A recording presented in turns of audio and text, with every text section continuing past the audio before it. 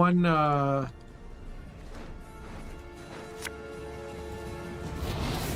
oh, he's gonna heat wave it. Okay. Fontane's Evolution was already played, so and Hive Mind hasn't been played yet.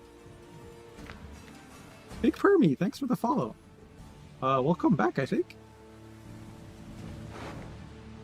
I mean, there's a lot of cards that Rogros had that he didn't want, right? Like 1, 2, 3, 4.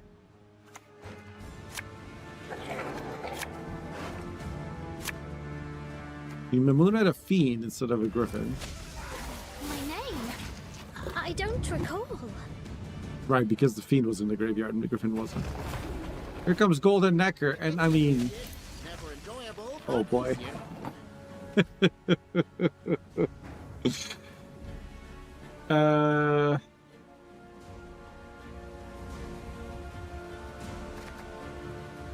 Riptide is a brick now.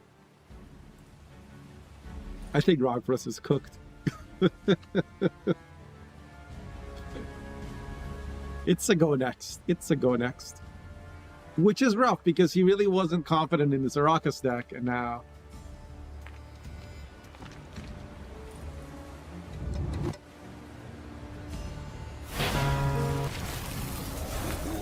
He's gonna Arendite.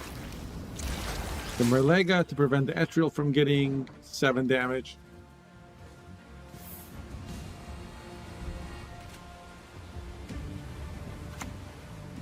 I mean, he's got Hive Mind left, but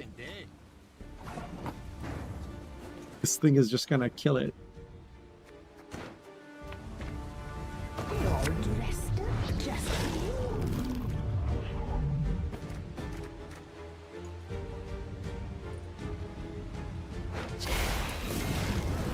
That's probably the best sequencing. It should get Etriel. Decree is for Lake Guardian, or it could get locked, I guess. It is an elf, so it will proc 3 Harmony. Okay. If you want to see the rest of that game, it's on my YouTube. But that's the series. That game, you can obviously tell who's winning. It's not going to be close. Welcome in, everyone. Hello, hello, hello. We have an exciting tournament today. Behold the lineup for today. We got Kepko, Cyrus the Great, Ninja Pang, Immortal Name, Axis Kilgore, Tom Who Laughs, Youngface, Arako, New Year Beetle, and Max Tremere. I'm going to go ahead and give them a few minutes to finish uploading their decks. As you can see, we got some exciting names, including the world champion Miyaman, so good luck to everyone. While we're waiting for everyone to finish putting in their decks, I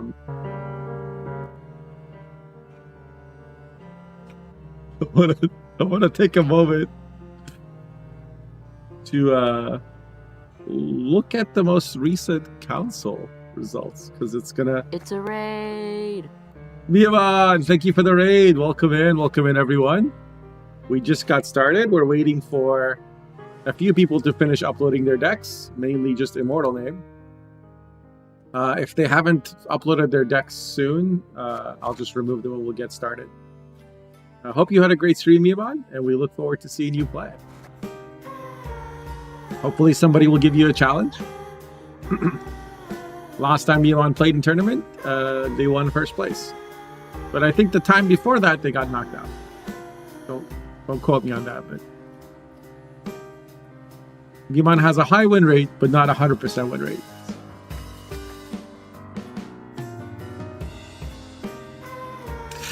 Yeah, so it seems like ST got a lot of nerfs. Dana got nerfed, Tillian, Angus, Gezrus. Like, what happened? Keyboard Worker is now 5 temp. Okay, this is just trolling now. I kind of understood making it 6 power because of like Sabbath anti-synergy, and okay, maybe people really hate Hive Mind, but 5? Are you kidding me right now? 5 for 4. That dies to 3 damage. Svalbard got a power buff. Lippy got a power buff. Joachim got a power buff. This is actually a good change. But why is it 11 provisions? Viper got a power buff. That's interesting. Barnabas. We're just really committed to making this into a mid-range card. We just really, really want everyone to play it. Cirsa got another buff. Wait. It's got a power buff this time. So it's 7 provisions instead of 4 power. It's 5 power now. Okay, that's fine. This Fire Swan Scribe got a power buff again, but it's still 6 provisions. Nausicaa Brigade back to 2 power each. Redanian Agent is now 5. Iron Falcon Infantry. This is like the old Magni, right? So it got a power buff. I guess that's fine. Some provision buffs for Death Wish. And then provision nerfs for Tainted Ale, which is whatever. This is just like the filler. Laura. People really don't like Tatterwing Laura. They just don't like it. They're just getting nerfed over and over. At this point, I feel like Tatterwing's kind of dead, right? It was already kind of binary, and now it's the... Vandal got a provision buff, nerf Finecker, Lilith's Omen. Like, what? Because Defender's 10p now as well. You can't do it to Cat. Kiki Queen's also 10 provisions. So... this makes, like... the Lilith's Omen, like... Bloody Mistress Mamuna deck slightly better by 1 provision, but it doesn't affect the card. Really. This is not... all CDPR had to do was change this to an organic card and it wouldn't be so garbage. But here we are. Caretaker got a provision buff. That's kind of cool. This will get played in Golden Necker Relic decks. Because it's a relic. And now it's the same provision as Aguara. So why would anyone play Aguara other than for the Beast Stag? Because it's the same power, same provision as Aguara, and it removes locks on either side. I guess Aguara can lock. This can't lock. That's a reason. Like, you can Aguara a False Siri even. You can Aguara, like, because it's a neutral card. So you can even lock your own card. You can Aguara like a Sove target. This is a good change. Caretaker plus Omen? No, because it doesn't have charges. Like, it's still, you still only purify 1 of them.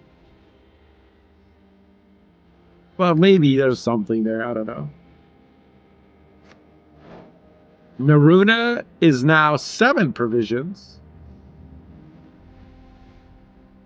Penitent Synergy. Okay. And if you use a Consume and steal a 4, that's a 14 for 7. That's pretty strong.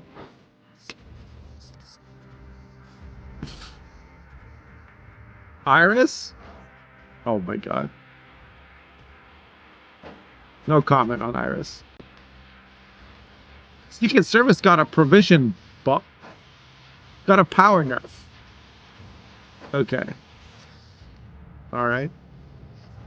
I guess it was 2 power last season.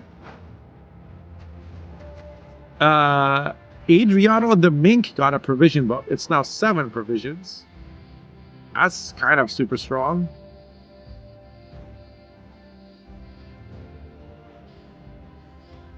I guess it still has a tribute you gotta pay to get a Seductress.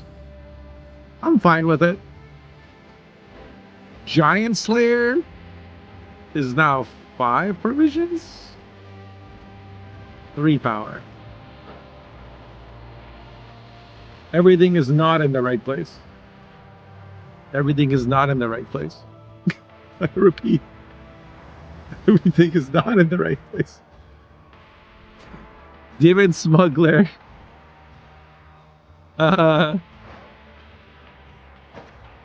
This got a provision buff. Wait. So now it's back to 3 power, 4 provisions like it used to be, right? Or was it 5? It was 5 and 3 originally. And then it became 4 and 5, and then 4 and 6, and then I've lost track of, like, okay. But Abordage got nerfed, so I think... I always felt like this was the only card that was a little out of line for Pirates. So I don't know. As always, there's like some good changes, some really stupid changes, and a bunch of like, huh? Changes?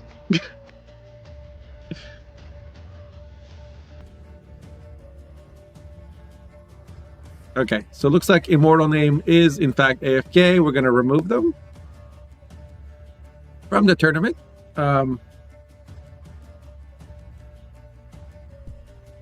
Gonna verify everybody's decks and we'll get started.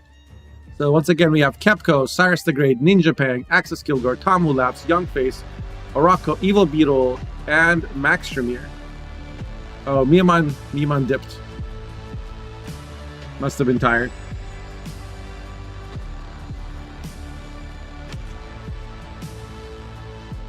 So, congratulations to everyone that isn't Ninja Pang or Max Tremere.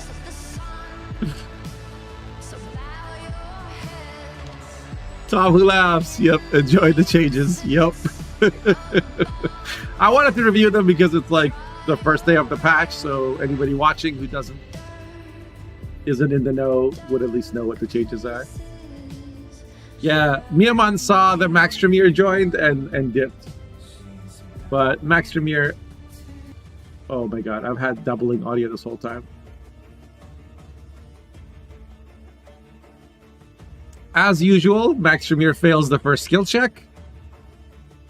Let me just quadruple check. Decklist is open. Yep. Start the tournament. Start the tournament. Start the round.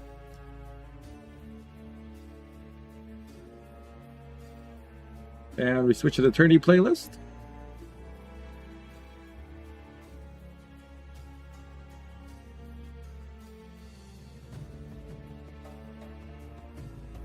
Starting with some Baldur's Gate soundtrack action. Let's go. So, Ninja Pang versus Max Tremere is going to be the first game of the tournament. Both of them very strong players.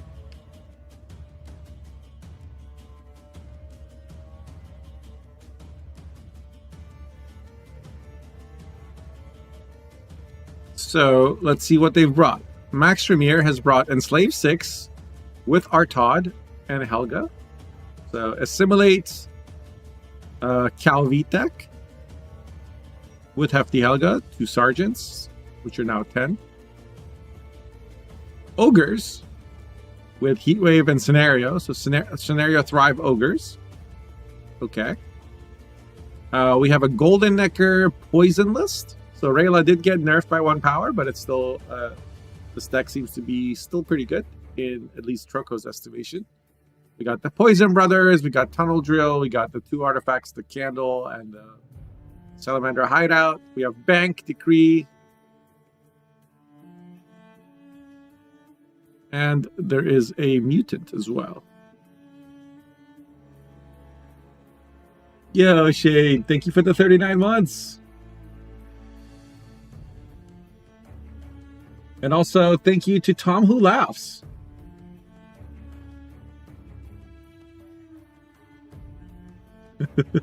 Thank you for the 39. Appreciate it, man. Always good to see you. This is Troco's last deck. Wait. Making sure I am the observer. I will get an invite. Okay. He brought Dragon's Maddock, it looks like. So Milva, Maddox, Sassy Blasi, Saskia, Victor Brachy, Octavus, Villain Truman. So all of these cards are above 11. So Scholars get boosted by 7. So wow. 10 for 4 Scholars. Pretty good. Hey Ash, how's it going? You deserve me to come back for TVC. Oh man. I don't know. I think I'm just too old for Ma at this point. But thank you. I hope you have a great time with it.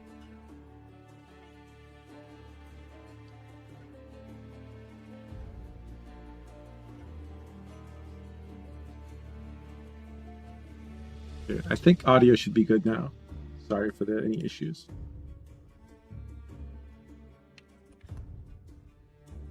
We post the bracket index for YouTube as well.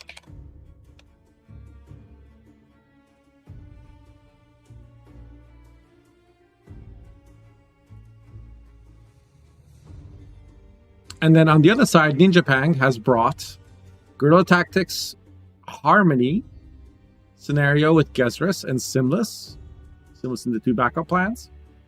We have Hidden Cache Forgotten Treasure deck. I've seen, I think this is Full Tilt's deck. Or at least I've seen him been playing it. Yen Illusionist.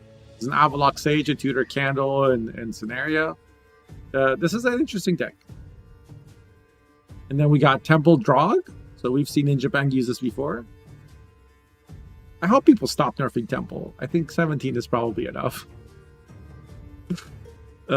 Reckless Flurry with Portal. So this is the Witcher Trio Reckless Flurry deck. So it's going to be interesting to see what the players ban. I guess they're still deciding.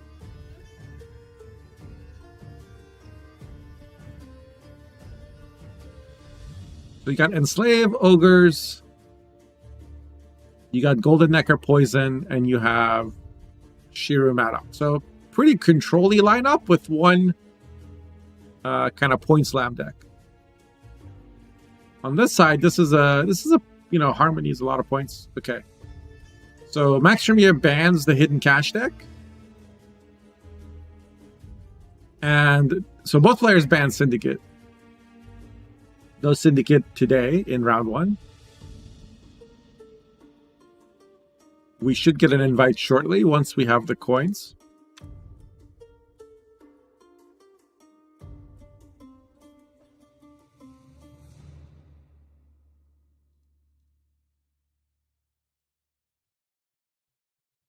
Come on, Tourney client. Don't screw me. There it is. And in terms of coins, it is Ninja Pang on blue. So I'm going to click ready, make sure they're not waiting on me. Ninja Pang on blue. Will he play Harmony? Will he play Temple Drog? Or will he play the Reckless Flurry Witchers? Max Tremere on red. Could see Dragons. Could see Enslave. Honestly, could even see Carapace. I don't think I can predict what Max Tremere will pick.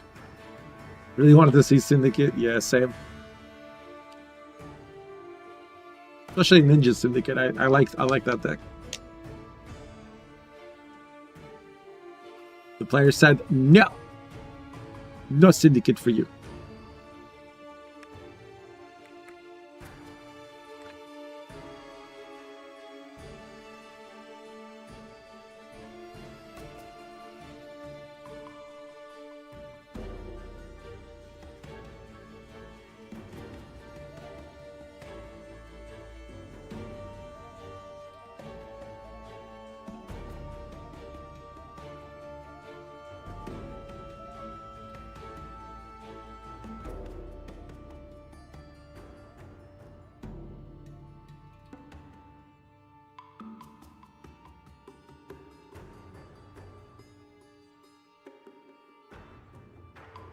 It's not an easy decision, I think, on what to play.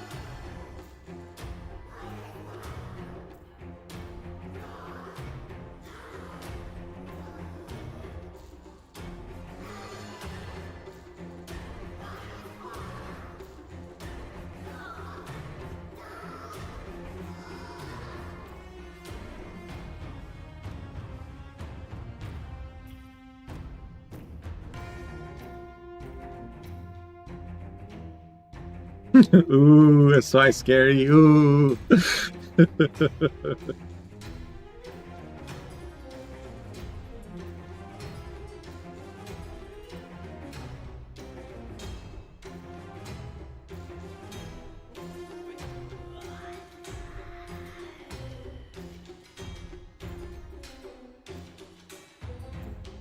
There we go. Game number 1 of Max Tremere versus Ninja Bang. Crush those vermin!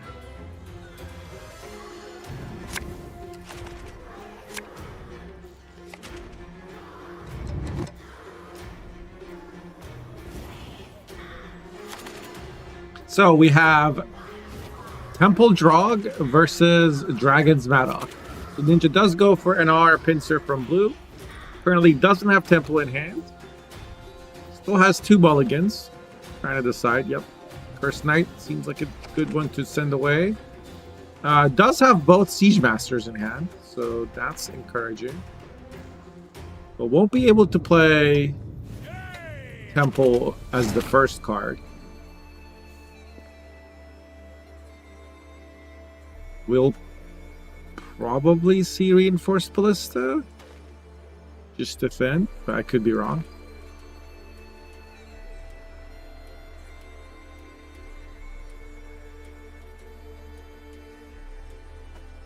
So Milva being in the deck means making a bomb can remove a 6, right? Because it's 4 plus 1 is 5 plus 1 is 6. I'm an officer and a gentleman. So Reinforced Ballista is played. 2 cards are thinned.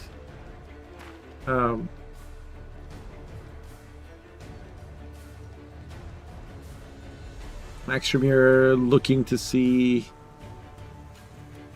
they can answer this possibly.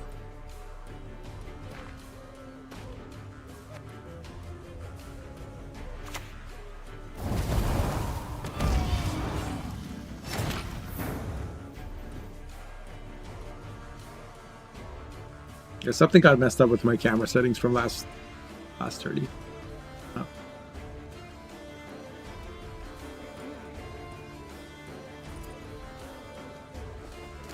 So Troko just plays a D-bomb and gets the Maddock out, but doesn't finish off the Ballista. Doesn't use leaders or anything.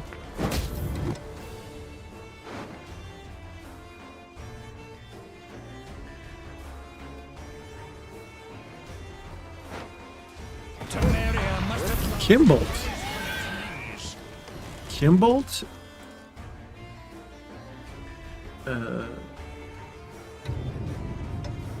Wait. Oh, clicking the lamp gin pulled out the Karak Marine. That's interesting.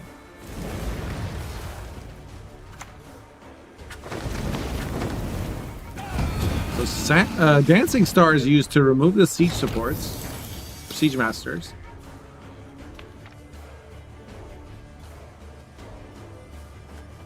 And get the Ballista to 1. So clicking the Ballista won't pull anything out from the deck. There are 4s in the deck though, so a Karak Marine could easily do it.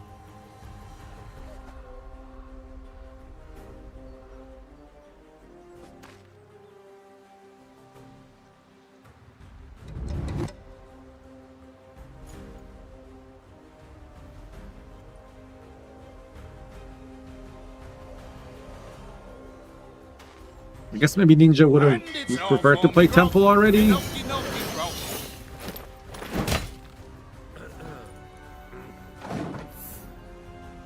Pulls out a PFI. Not ideal. Would have preferred the Siege Tower. 28-0. And Troko doesn't actually have any dragons in hand, which is sort of the source of the big point slab.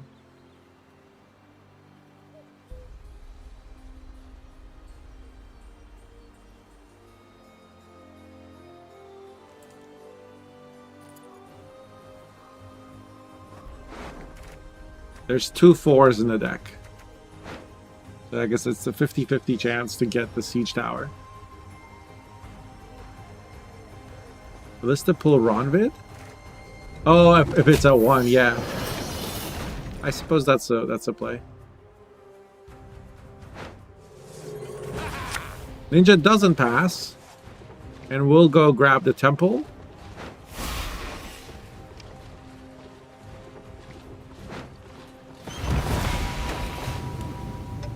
Gonna have to pick fast though.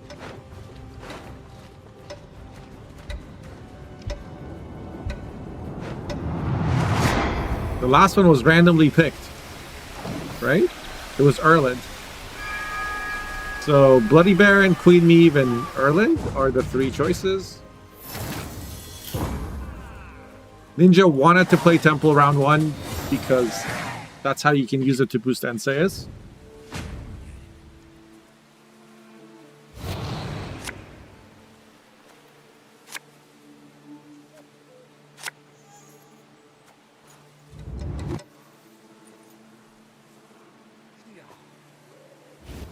I'm honestly not sure what the right play is with this deck, this matchup. There's a lot of removal on this side, so getting a swarm of bodies for draw can be hard.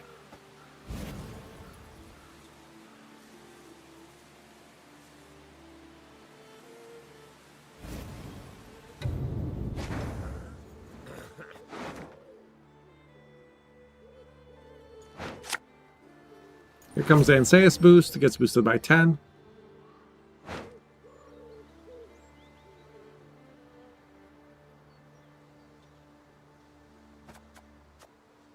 I imagine we'll see Ronvid get played here.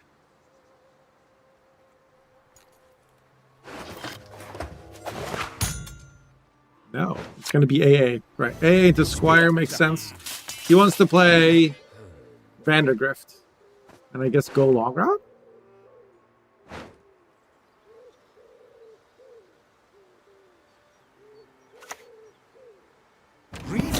Rocco just plays a Scholar. Says let's wait and see. Rocco also has a couple of bricks in hand. Well, no, just 1 brick in that Milva. Murktabraki is also not available, so Rocco does need to work on his drawing skills.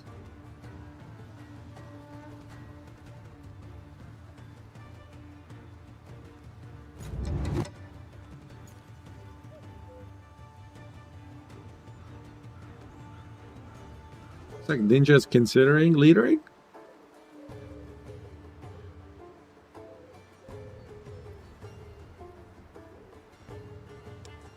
You bore me. Ada. So vanish. And still doesn't click.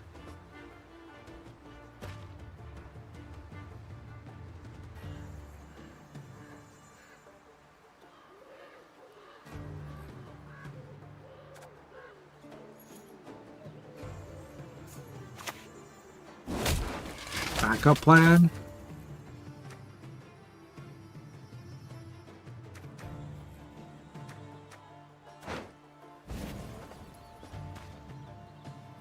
Watch and learn.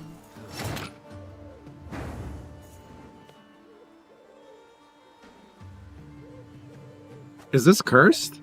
Oh, it is. Okay.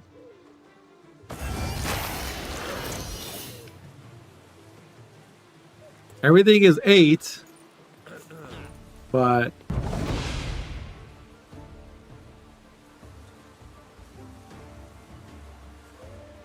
the Scholar kind of blocks the villain. Oh, now Ninja knows that Troko He's gonna be a right good Troko has a brick Milva. Beautiful.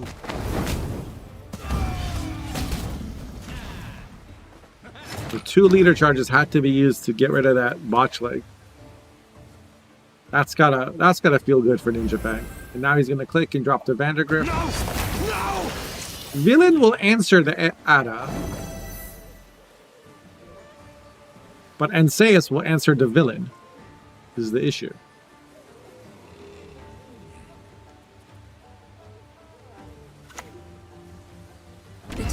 white frost and white light is nigh. Ida purifies the resilience and the infusion from Vandergrift, so that's a nice get from Max Tremere. Villain needs like 3 turns, right? That's the issue. So you gotta play villain, and then you gotta play another card, and then the turn after that, when you pass, Ada will die. The ninja was trying to get resilience as much as possible and go into a short round with Enseus, maybe? The positioning of these humans on the macro tells me that probably won't see Drog. I guess honestly, if you believe that your Ada's going to get answered by villain anyway, maybe you don't care about transforming Ada. Yeah. Status says carry from round to round if the unit has a resilience. Armor and power do not. But that's a lot. That's the reason why people infuse Vandergrift.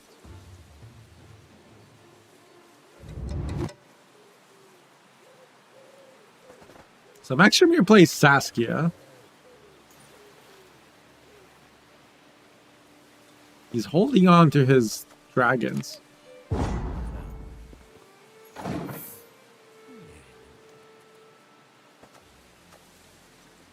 Swordmaster plus click will do it. Probably save Scholar for next round.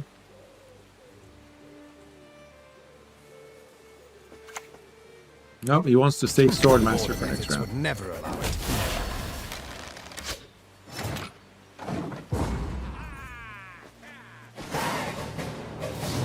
The ninja keeps last say and keeps Enseus and Drog. GemTX, thank you for the follow.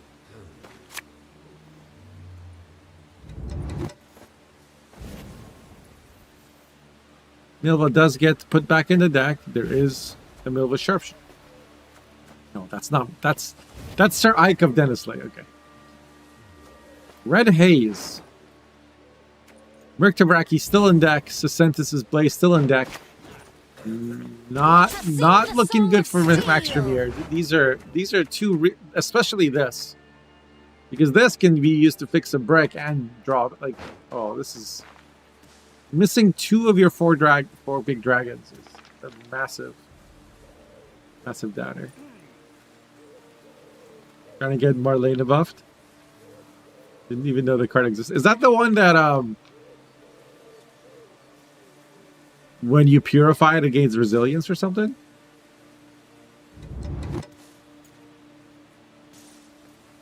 It got reworked. It used to like be able to give another card doomed or resilience or something. Didn't it? I forget what it did. Axe or mace, sir? It's the spoon lady, right? God's blessed. Order, if not doomed, get resilience. So you have to purify it and then you click it. It used to be, oh, we just give you a unit veil. I like the older version better. It was one of those reworks that like made you go, what? So AA into Squire got answered by Ike of Dennisley. Makes sense because you have villain as another tall punish. And like Enseus will never be played except until the last turn. This Erland would be 9 points? I don't think we're going to see it get played. Valyria and Rivia! For the north!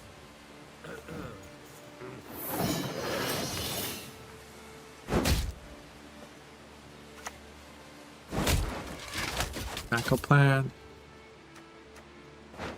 Should see.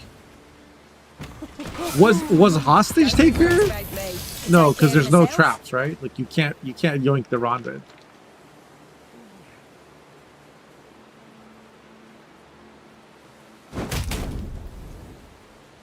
Kind of sucks having to ping a Ronvid, but because it's like it's gonna come back, but it's still probably worth it just to get the Milva back.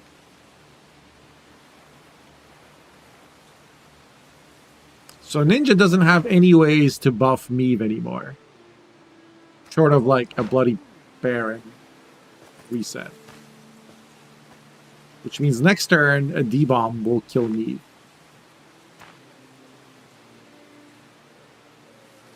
Ultimately, the problem for Max Tremere is this is more points than all of this.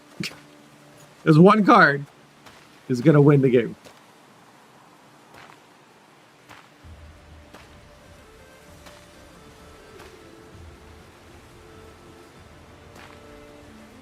How would you buff Marlene?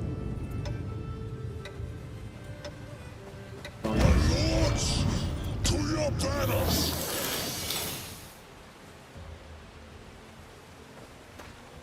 Talk to the Seagull Coalition or the Ophiri Council. Those guys are usually down to buff underplayed cards.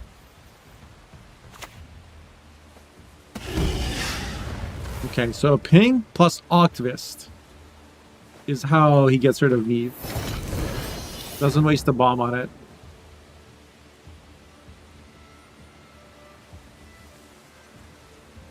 I think this Erlin's getting mulliganed anyway. Wait. If Ninja Bang... No. I'm tripping. I don't think there's an Erlin play. I was just thinking of like... Hungry like a wolf. using the immunity, but Villain doesn't care about immunity.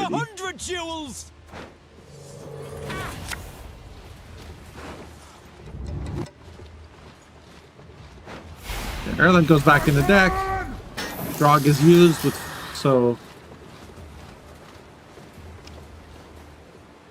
PFI is 3 bodies, Ronvid is the 4th, and then the leader charge is the 5th. There was just a Drog on the board, and now there's 5 soldiers.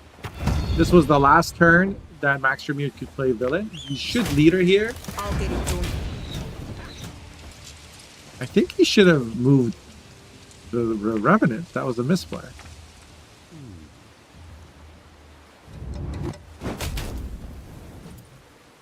And he's not going to get his Milva back, because that was his last...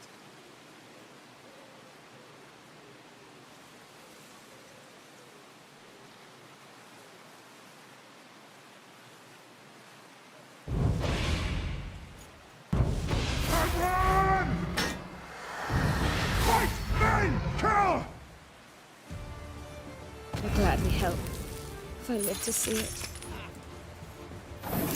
Yeah, locks the Octavist because he's planning to Enseus the Villain. And now that all the Tall Punish is gone, he knows his Enseus won't be answered. There's no Spore in this deck.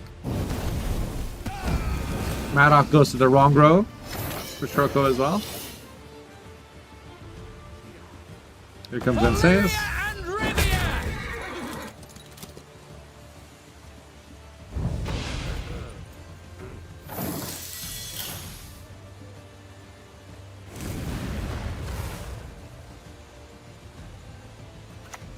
Red Haze will play for 10 points. No, not even 7, because... Yeah. Ninja doesn't even need the Baron, but he does comfortably win the round 15 points. And Sei's played for 14 plus 11 plus the Tall Punish that are removed, so... Kind of hard to beat a boosted Enseus when they have last say. Even harder to win with dragons when you miss 2 of your dragons and you brick your Milva. Yeah, the Caretaker buff is interesting as well. There's some synergy with Marlene, that's for sure.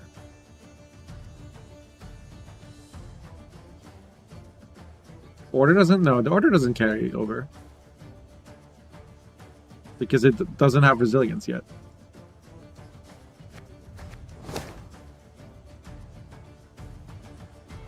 So, Ninja Pang wins game number 1.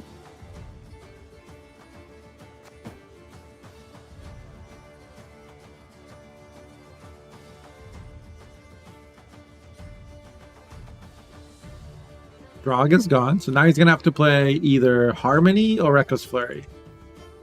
Troko is on blue coin. He probably would like to play Thrive Ogres, but I don't think that does well into Harmony. So yeah, instead he has to play Enslave on blue coin. Patience is And not a Ninja virtue I am known to goes have. for Reckless Flurry Witchers instead. This deck does have War Council. So, okay. My thinking here is Hefty Helga can get answered by Offering, right? War Council will help. By the way, there's a prediction.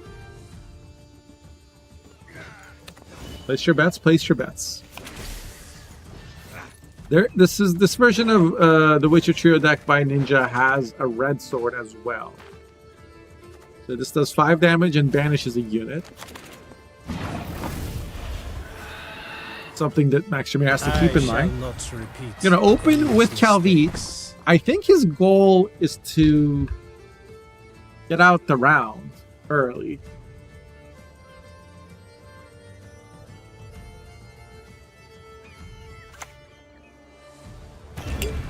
Ninja's just trying to deny assimilate value. Opens with Vile. Trying to make things awkward. For assimilate. But Troko is just going to play a Joust. He could play a Booherd next, most likely.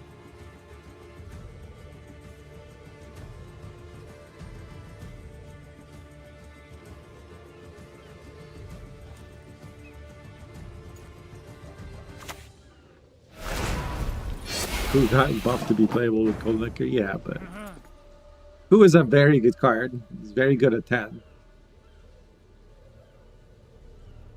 My balance philosophy is pretty simple. If a card is competitive at its current provision, don't buff it. If it's not competitive at its current provision, then buff it. If the buff would actually make it competitive. There. That's... I know, it's not some 3D chess. You know, it's... I know the truth. Just nerf OP cards and buff weak cards. That's... Mage Torture because Ninja is being a big bully. He just played like a Spore to avoid giving targets.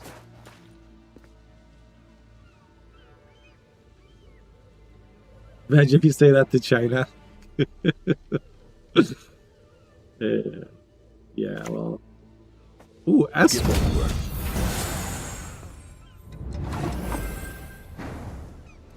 Interesting, Esco. That's gonna be a Boohurt, right? Wait, does Troko's deck have a Tall Punish? It does not. He's just gonna get out. He's happy to leave. Yeah, I think that's a good call. Staying further would have just been annoying. I don't think Ninja wants to Red Sword the Mage Torture, because if you have a Mage Torture on your side, Nilfgaard's gonna copy it a million times.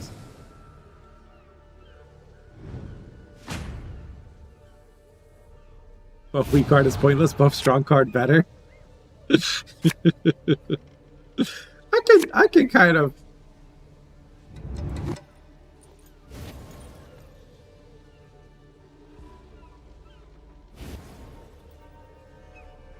They like buffing decks. And Shinlirio like nerfing decks. Before they've even been buffed. Seagull Coalition just wants to see like the meta shift wildly. That's their philosophy. Like follow a certain algorithm, or how is it balanced? I never miss. Hey Savit, if you mean for the tournament, there's no rules for the decks. Any legal deck is allowed. If you mean Just chop one off. in Gwent in general, decks have a provision cost. You see the little beer and bread? So this card costs 6 provisions. A deck starts with 165 provisions. And as you add cards, you lose those provisions. You can't go above that. And you also have to have a minimum of 25 cards. No secure! Shot! Yeah, Ninja hasn't drawn Portal. He is going to bleed because you don't want to take a long route against Assimilate, especially as Witchers. Troko knows that Eskel's gone, so he opens with Sergeant. He's gonna get armor value from it, you know? Like look at Ninja's hand. It's just all kind of awkward. I'd lend you a hand, but then I'd have none. So he just drops a quartermaster and doesn't click it. Not clicking is interesting. He wants to wait. He wants to be able to click armor, use armor up, and then click the quartermaster on the armor for extra points.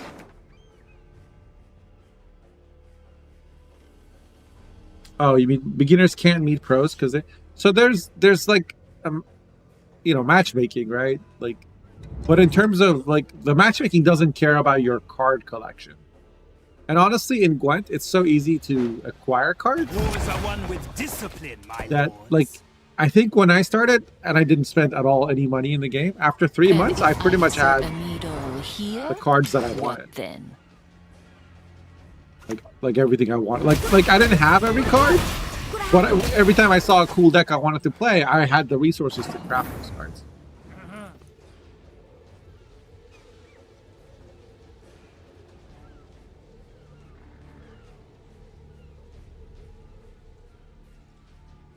Beer and bread is standard diet for Gwent. True.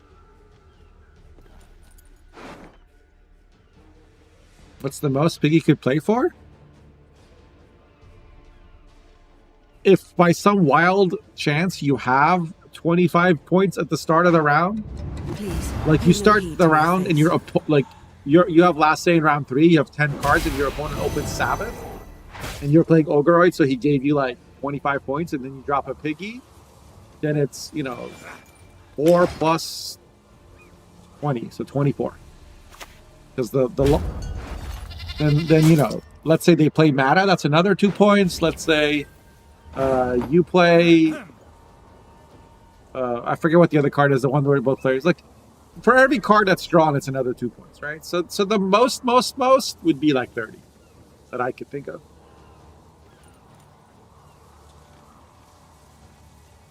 So Lydia, front row, finds a savagery, which is really good in this. And he's going to drop the Helga and give it a shield. So Troko is not at all afraid to play Helga. Like, he's not trying to keep the Helga for round 3. Red Sword and Lydia is really good. Most likely, he will. Ninja Pang will play it as late as possible next round. Because like Artaud into Lydia is very good. On the other side, Troko probably saves leader if he can help it.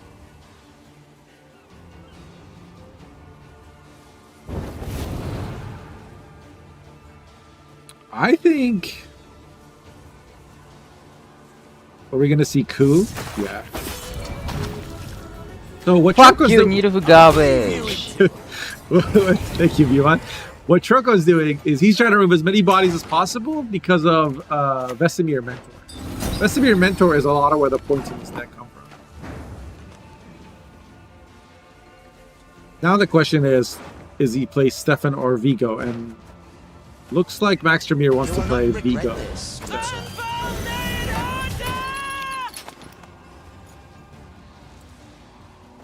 No need to click.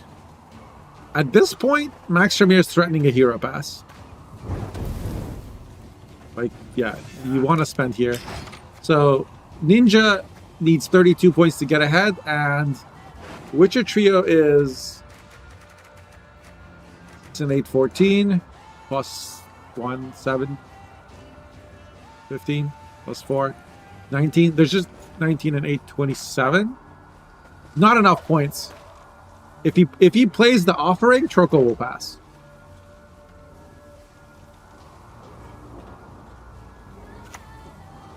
Oh my god, he did it. The Mad Lad did it. Wait, no. Offering is 6 points. Hold on. So this is 6, 6, and 4, right? So 12 and 4, 16, 17, plus 8, 25. Oh, that's enough. It's enough by 3 points. Okay, never mind. Troko has to play another card. So the question here is, do you yoink the quartermaster and drop Anna? Or do you play Stefan? And he decides he's going to keep the Stefan. You have our undivided attention. Stefan, Assimilate has been played since Stefan got reworked, yes.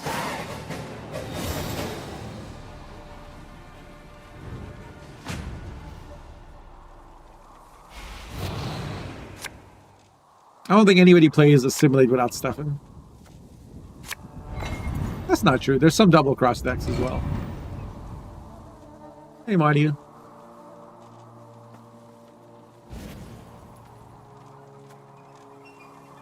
It's probably a little bit better in tournaments because you get to pick your coin. Although this time, Troko had to play it on blue. Okay, another Sergeant opener. How dare you disturb a god at rest, mortal! Finally, Ninja gets All God.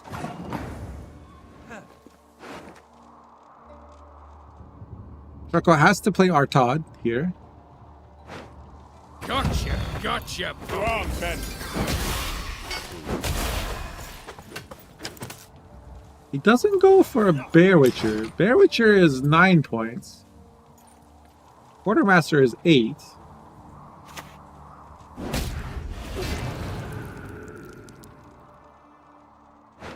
Right? What am I missing here? I will see it done. Is there like a red haze or something?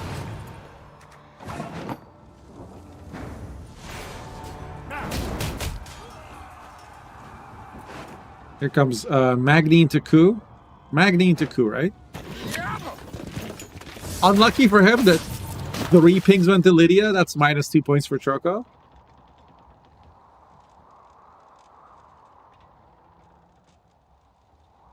It's going to have to be Pharaoh Bond. I will not have you gazing inside.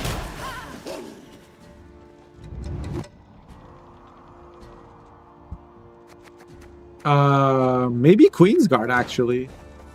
Because you can remedy... No, you can't. I thought there was a quartermaster in the graveyard. The goddess's wrath!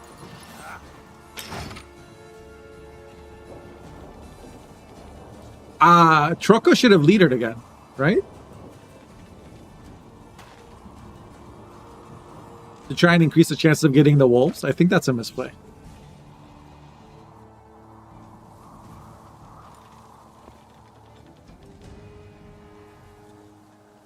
Ithne admits to playing Empire. Your whole life is a fraud. I thought you were a Scoia'tael purist. Turns out you've dabbled in Nilf garbage.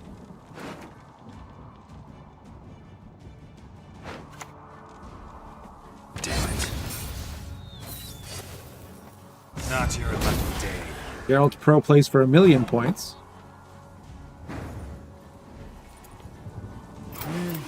A highly curious case.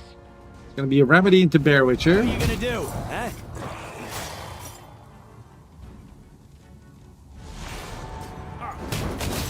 He does get the ping on the wolves. Not much left of that. I don't know. Ninja has a lot of points with double leader. Yeah, Stefan is 12. It's not enough. That's good. Oh, blast is cold.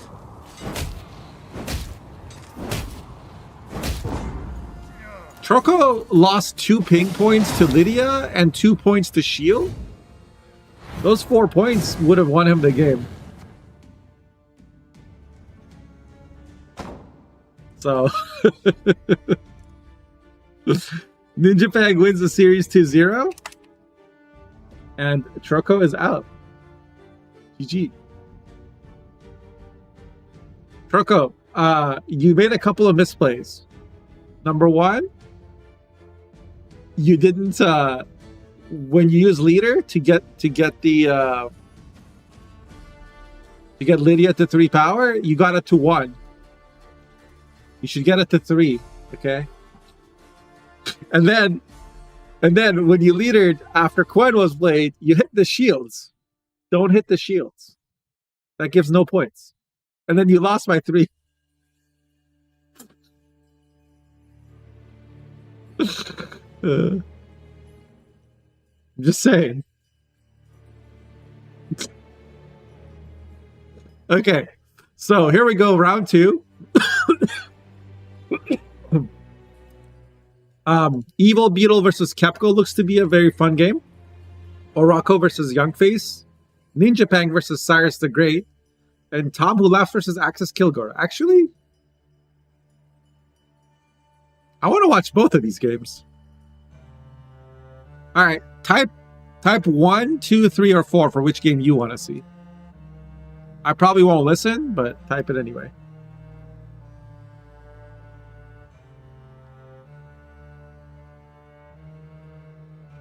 One, 2, 3, or 4. Vote, chat, vote.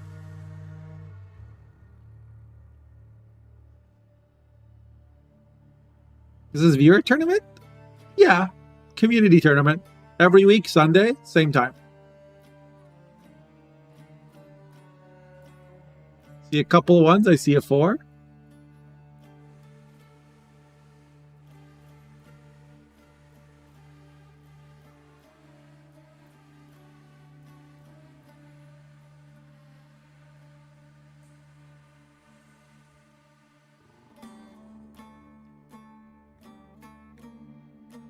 Yeah, no, I checked the Hero Pass count. You were right.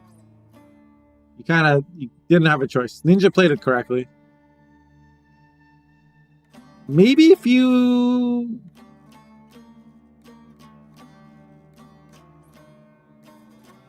open Vigo instead of opening Sergeant, but it probably doesn't matter actually. He probably always plays the way he does. You can enter, for sure. Anybody's welcome to play.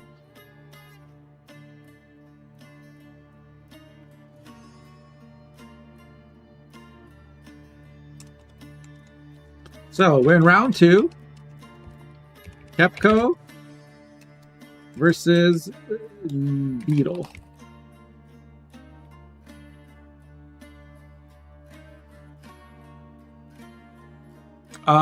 Beetle's Pincer deck got banned, and Kepko's Deathwish deck was banned.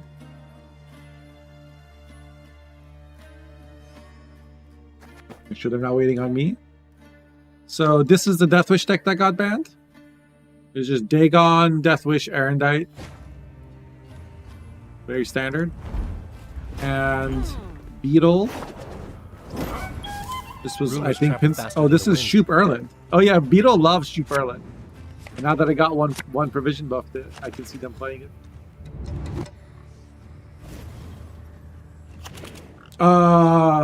Okay. I thought for a second that they played the wrong deck, but Beetle also brought Deathwish, right? Yeah. So it's going to be Deathwish versus Kepko's Help? Spies deck. This is Spies and Machines with Rainfarn. Beetle's doing Deathwish things, playing Dagon into Brewis. Very standard Deathwish opener. Getting both Succubus out is unfortunate. You probably only just want one out in round 1. You're gonna get it now. We'll see a Toad, probably. Or Cyclops. Nope. Just wants to get the Dagon infusions out and cooking. Toad can be played again on this.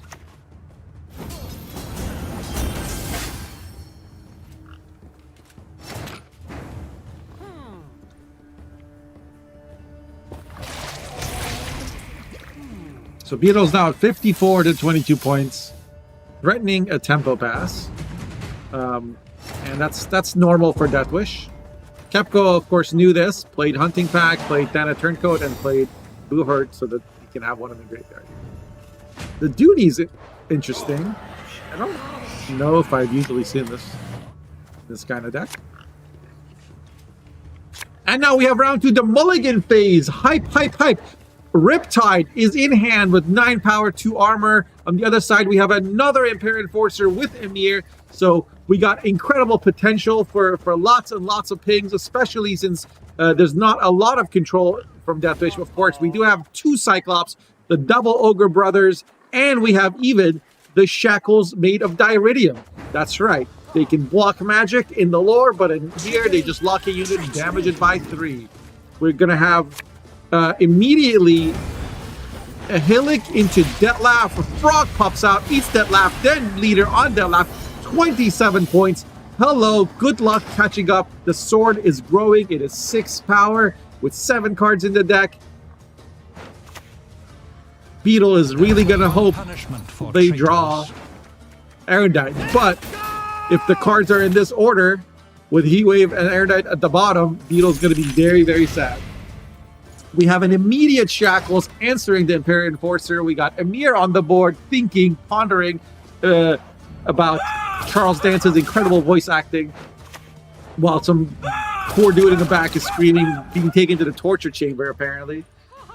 We got what is happening here? War Council into Emissary. It's going to probably put the Emir past Riptide range. That's exactly what happens. And now Beetle's going to Cyclops it. No, he can't. Can't, because this is 12 and that's 13. Oh my god, you can't even get rid of the Emir. This is pandemonium. Unbelievable sights. Incredible. Wash is a professional shoutcaster, for those who don't know. Only for 30 seconds at a time when somebody redeems Hypecaster. And then I turn back into a potato.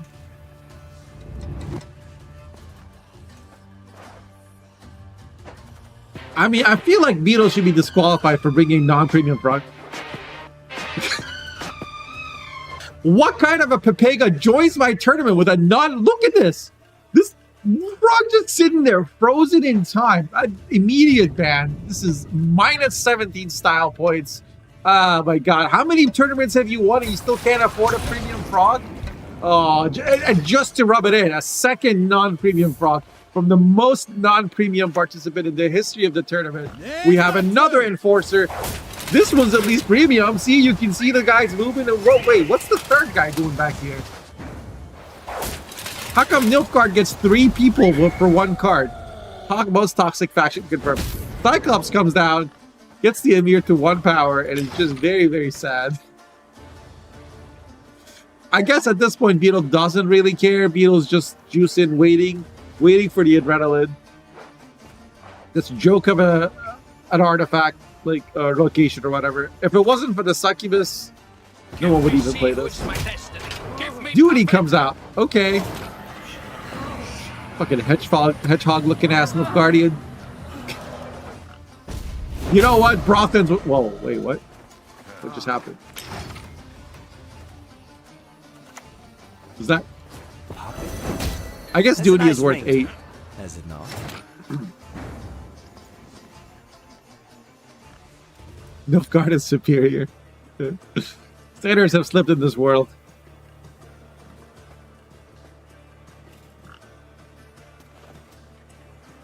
So now Kepko is actually ahead. And Kepko has Joachim. I'm not sure what Beetle's plan is here. Fuck you, need of garbage.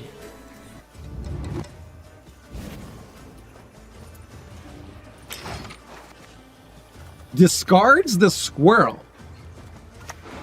What? A problem best solved discreetly. Didn't want the squirrel to get cooed and frog removed. So Beetle tried their best to shorten the round as much as possible. Sword is at 10. There is an AQ, but there's no Detlaf. So what's going to be the AQ target? Some Chinese. That's Miyaman. What do you mean? That's world champion Miyaman, not some Chinese streamer. Jesus Christ. First of all, Miyaman's Japanese. Second of all, more context, I guess. Irregular really hates Nilfgaard. He's a Syndicate enjoyer. And I think he got Miamon to say it. Fuck you, Nidofu garbage. So, Joachim into Usurper is max win. Meanwhile, Endrega Warrior to consume the Joachim, but I don't think it'll be enough. This Riptide is just going to be the AQ target, so it's just going to chill in the back.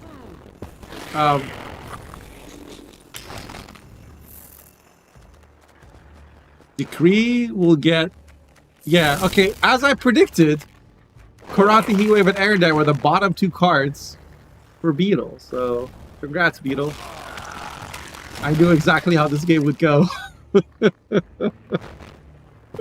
You are forgiven. You are forgiven. Audio is cracking. Lovely.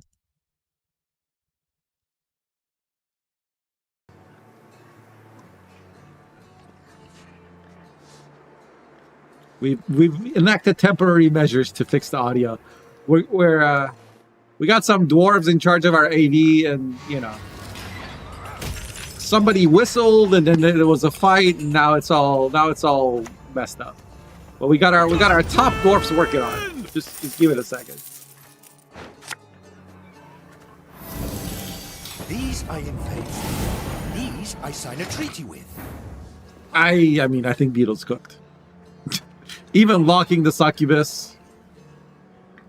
Although, AQ could still eat it. It's fine. The problem is not enough consumes. We're going to get the Banshee out first.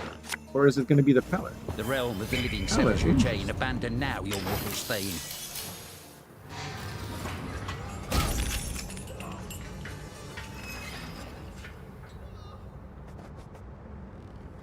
Another lock.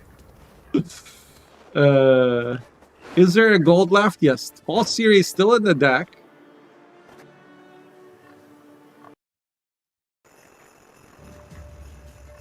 Is the audio working fine now? Or is it still crackling?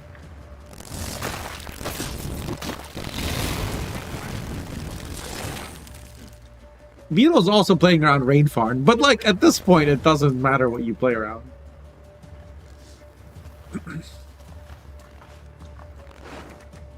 No Erendite, no Heatwave. Heatwave would have been 20 points. Erendite would have been 10. I'm not sure that would have been enough after the way the previous round went.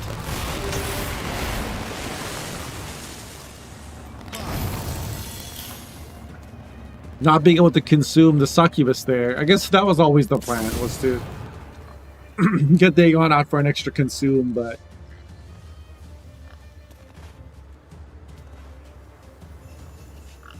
unfortunately for Beetle, that did not happen. We even have the Yenvo, which was kind of unnecessary, I think.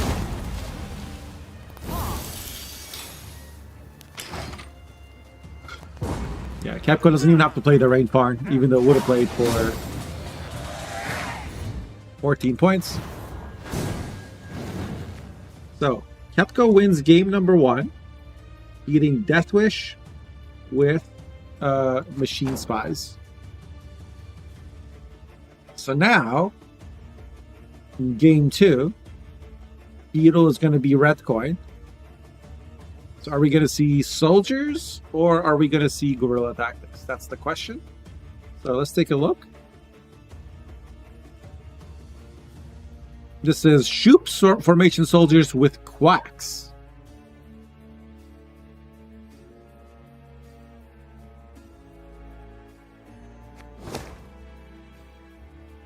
Thank you for the follow, Conferza.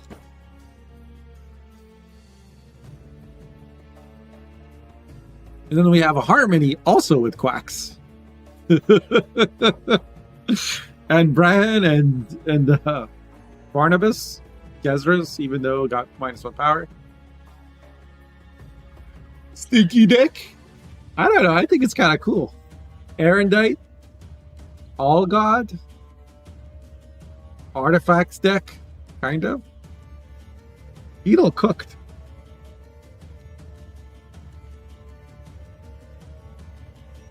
And then, what are Kepco's other two decks? So, Onslaught, and we saw the Imprisonment go through already. So let's look at Uprising and Onslaught.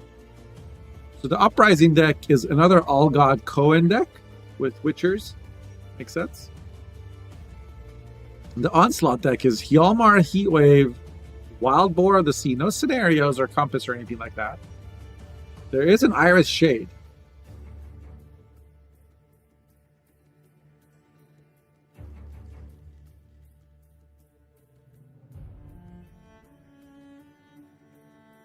Quacks makes the game fun. Add some chaos. It's not quite chaos the way that like Traherne or Kanta are, because you know, especially in open deck lists, both players know it exists. Both players have some say in what happens with Quacks. But yeah. So Kepco is playing NR Witchers, Uprising, and Beetle is playing their their Artifact Soldiers deck with Erendite. Quacks is in hand, but All Gods in deck. So you can't Quacks yet.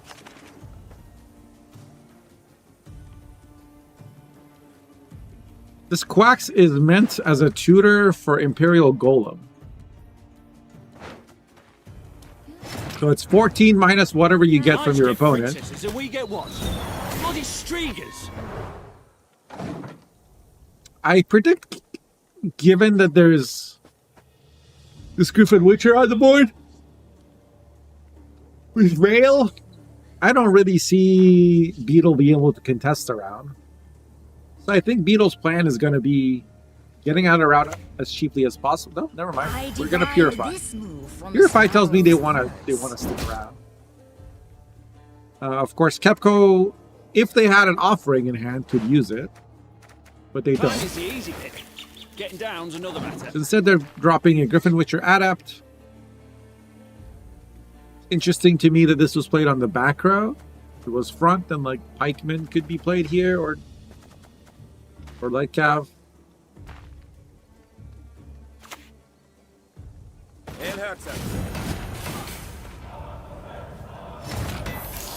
Waxing Soldiers, yeah.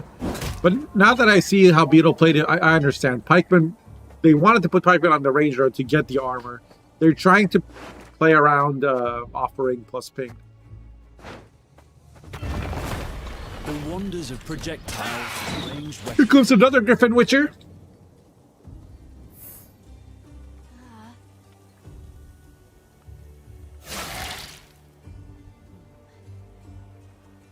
Beetle has locks, but I don't think Beetle wants to use the locks.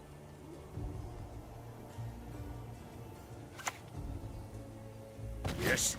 Another Pikeman comes out. And then another leader charge. Wow.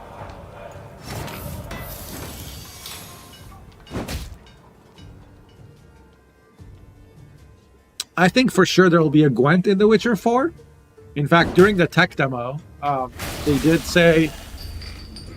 make a reference to Ciri is going to go play Gwent in town or something like that.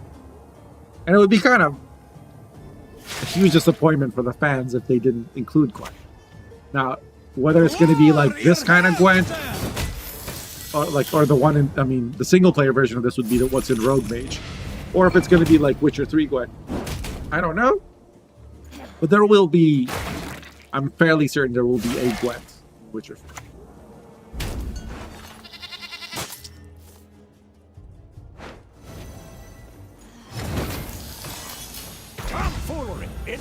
I don't think it's a rumor. I think it's been confirmed. There's DLC coming for Witcher 3, trying to build some hype for Witcher 4. But I don't think there's any Gwent connection to it. I think it's just going to be like probably more like a mini DLC with like some more Geralt stories or whatever.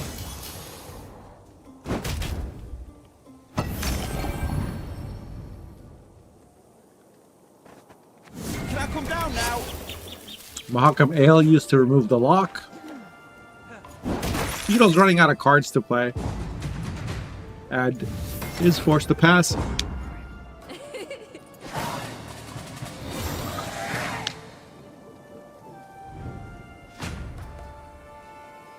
Kepko will have to play here, or will want to play here because of the artifact. There's the location click not having been used. But still no All God for Beetle.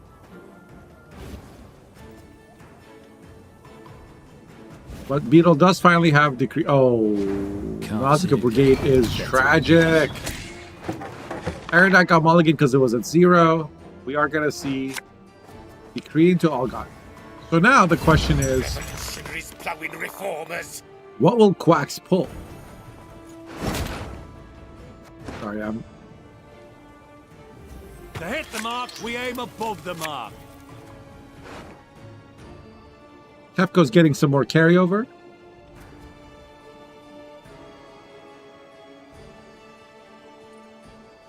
No, if they wanted to have a standalone game, they would have this one. Which is...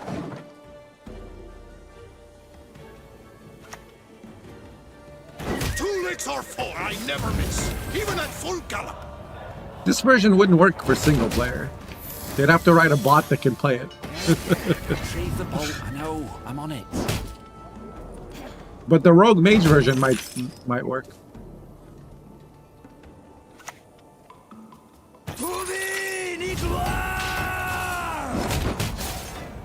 So Beetle's staying ahead.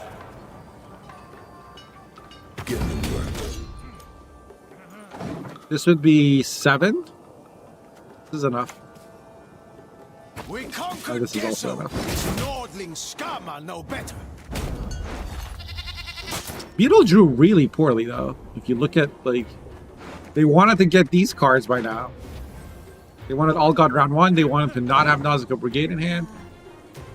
And Kepko knows about the Brigade.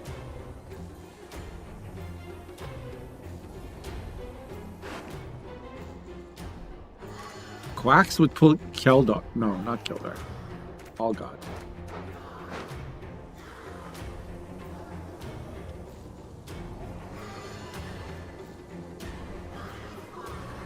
Yo, Trixie, thank you for the sub. Appreciate it. Varn wants me to get cardio? Alright. I'm gonna go for a run between games.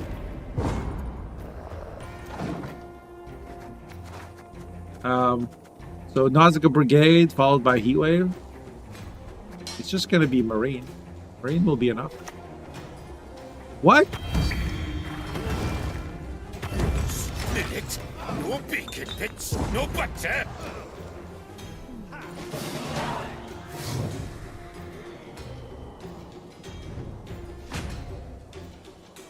Can anyone explain to me why Beetle played Quacks there?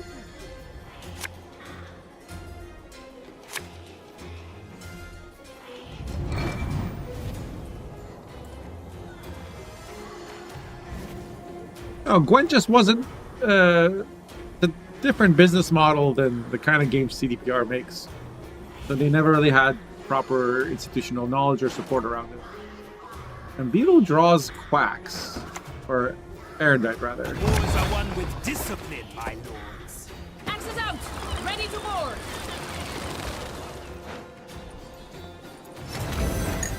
Oh, I guess I know, because they didn't know what their top card was. It might not have, yeah, it wasn't guaranteed. I'm done. The windmill. The sticks spin around. Yeah, he had no idea what was top deck with the Marine. So yeah, Marine would have been risky.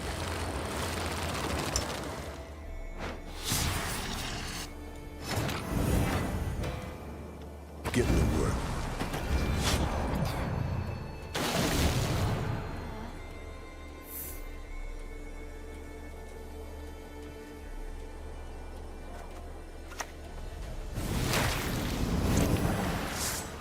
And I to try and deny some coin value, but I think the Cohen finisher is just going to be too big. There is a lot of points. There's 4 points here, 6 points here. That's 10. This is 5, 15. So that's going to be 39. The Cohen is at 6.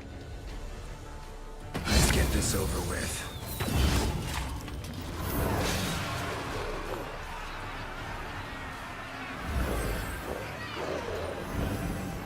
This house, reaping black clad heads. Oh, it's going to be a tie. No, no. Beetle wins this because I forgot about these two engines. Last man on his post sleeps on an empty stomach. Yeah, I forgot.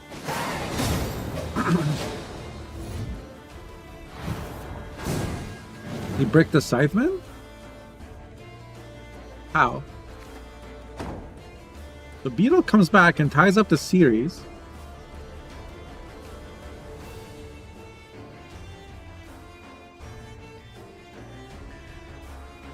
The best card game? Most people agree. Well, that's not true. Most people think Magic is the best card game, but most people around here agree Gwent's the best.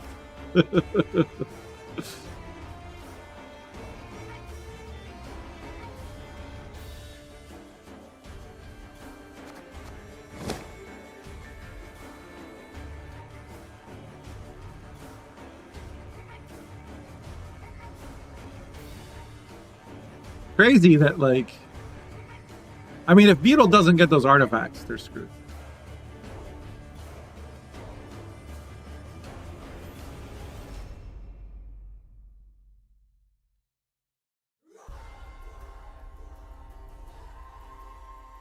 Scytheman is boosted by the number of boosted units on that row, right? But the base power is 5. So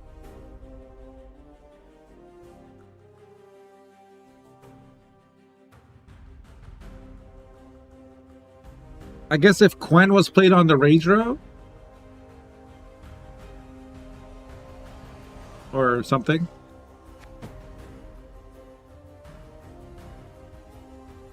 Yeah, that's what we're trying to figure out. Was it possible to get a boost on Scytheman?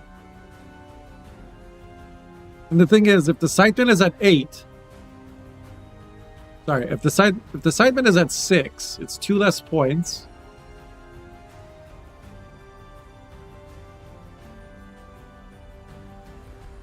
Okay, well, even if you're not gonna have the Scytheman be boosted by Cohen, then one of those cards on the melee row was wrong.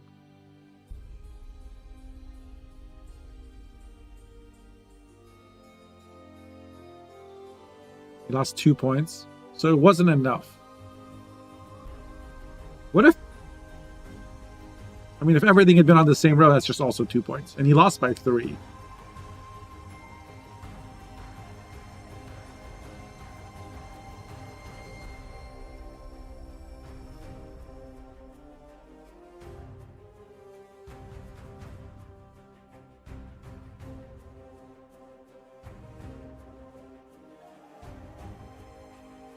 He thought it was 4. And then once he clicked it, he saw it was 5, and so he just put it on the back row instead of the front row. Because it used to be 4, right? Back in the day. Oh, I'm supposed to go get some cardio. BRB.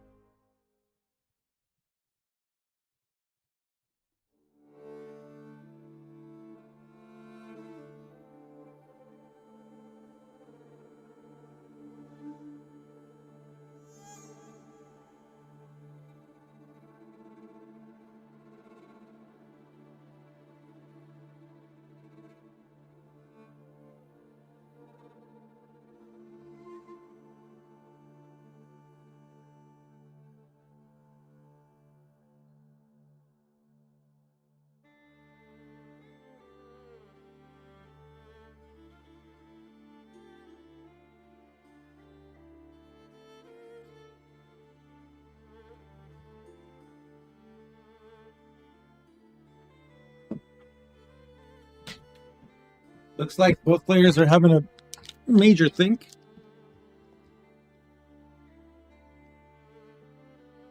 Let's see what's left.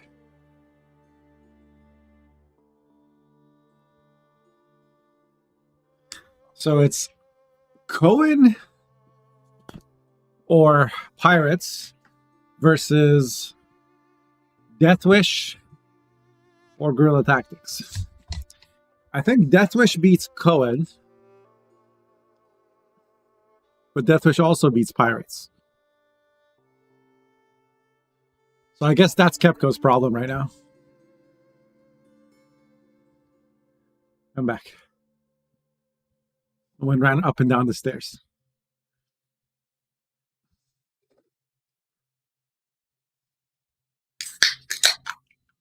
And got myself a Red Bull.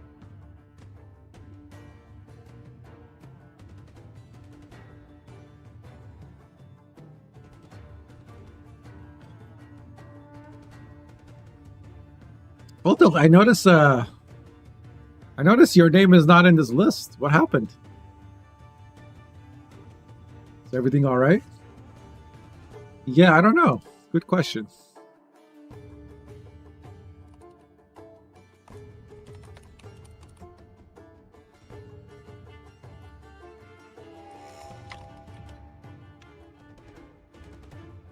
Same as happens every week. Another Formula One rerun. Is it a soda? It is a Red Bull. My folk have suffered much. Who's doing Gamba? Please resolve the Gamba. Yeah, unless this is the new one.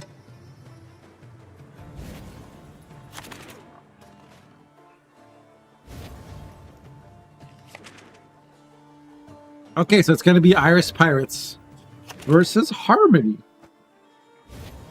Not Death Wish. So we're gonna Beetle's gonna open with Pavko. And Kepco's gonna respond with Raiding Fleet.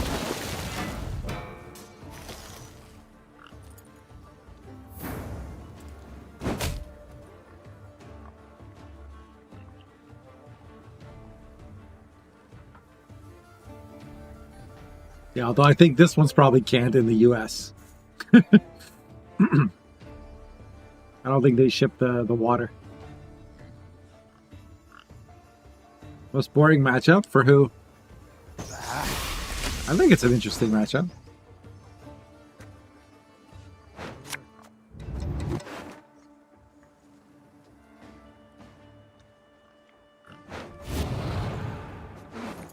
There's no Saskia, right?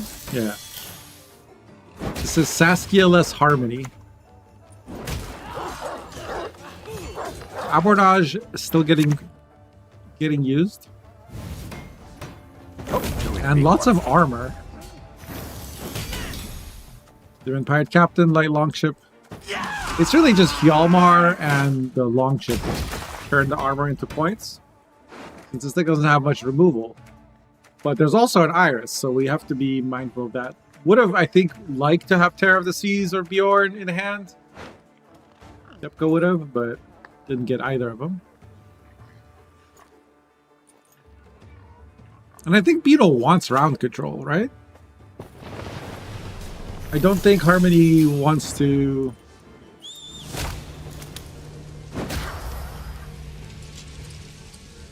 let pirates have control of the round length. One arrow. That is all I need. Poisons won't have a lot of value, so it makes sense to play this now. It's also an engine.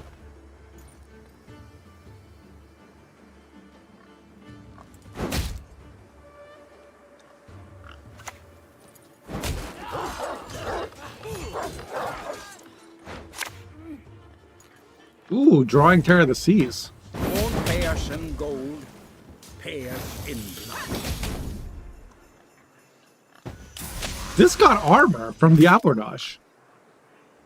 I did not expect that. And then the bleed on this Popko has been giving armor every turn. That's kind of toxic.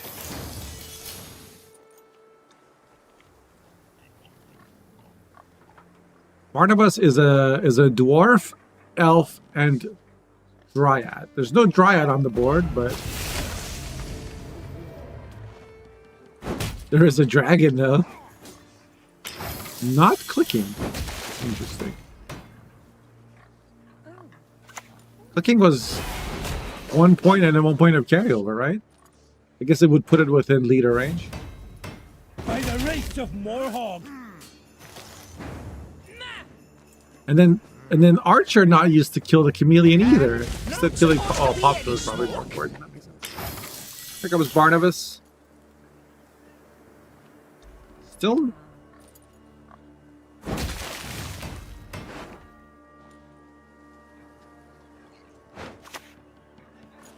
I'll gut you like fishes! Thank you, Oversell, for the 5 gifted. Congrats to Leon, Drago Game, you, Sharon, and Apricot 7. We didn't take the mutation process. Ooh, the Gezra's finisher. Okay. This should end the round. And it does.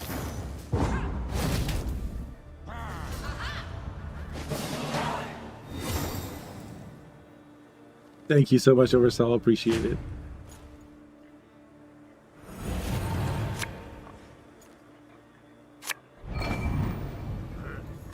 We should have a promotion going right now for like 35% off subs. Another 5! The Brokenheimer, Sold at Dusty X, Cam Kelly 22, BB Bear, and Ozzy Riz. Oh my god. And another 5 to Richard Camilio, Baphomet, Waking Leaves, Signal Proteus, and Vitomatic. And we have Evil Beetle opening with Scenario. And another 5. Oversoul's now to 800 gifted. Oh my god. Varihad, Kleinman, Liluta, Energix, Rambo Slatha. Something. Thank you so much. Holy shit. And another 5. Oh my god. Wait, no, that's from Apricot. Apricot's paying forward the gift they got, so congrats to Rosmeritus, Raven, Marinated herring. Phonetics, Seirani, and Globula 12. Yo. And then Oversell gifting 1 to Full Tilt to dodge the subs. Finally gets one.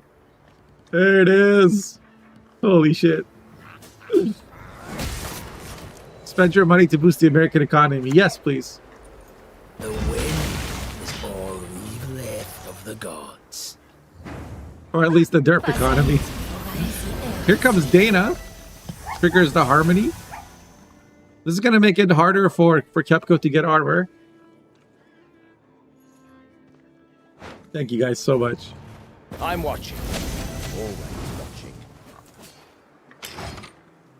There's a Brehen.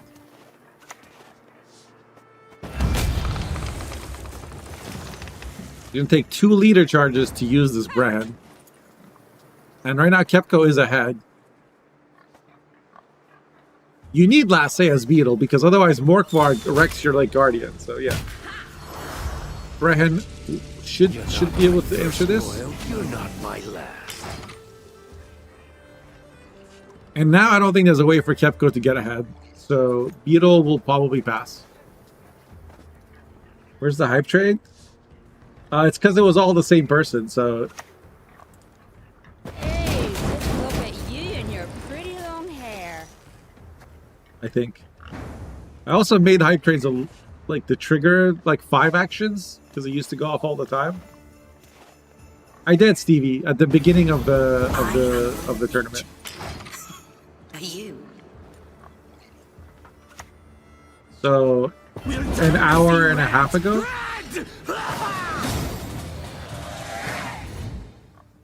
Oh wow.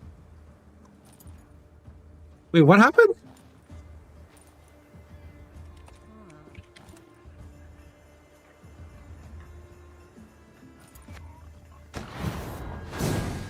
Did he misclick the Morkvarg?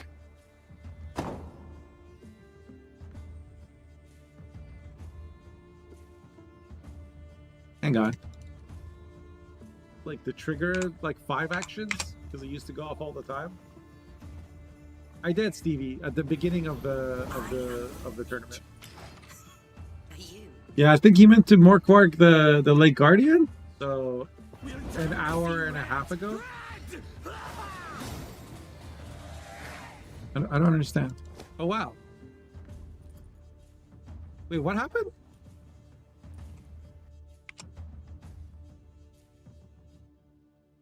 So this is 5 plus 16, 21.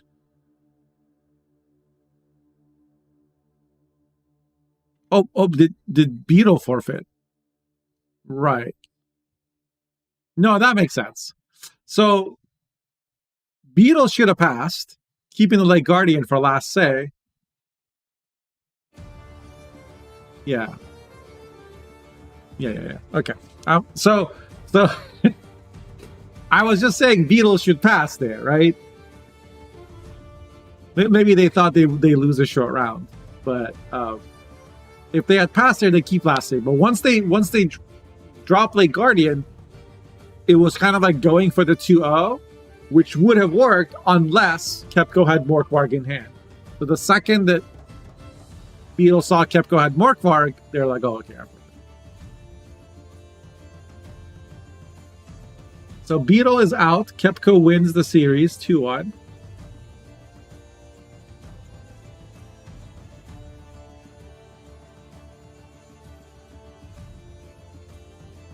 And this is on their third series. Can we maybe see if we can watch series 3 here?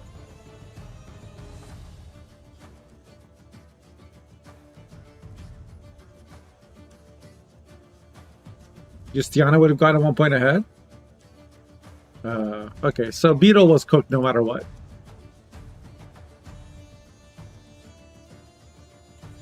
Because Beetle was only ahead by 13. Beetle couldn't pass because if the opponent has Justiana, they also get ahead.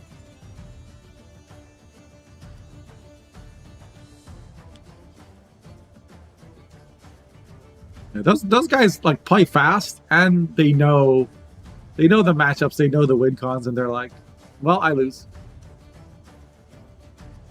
Sorry for the Pepega casting. I got distracted by your generosity. I blame the gifted subs.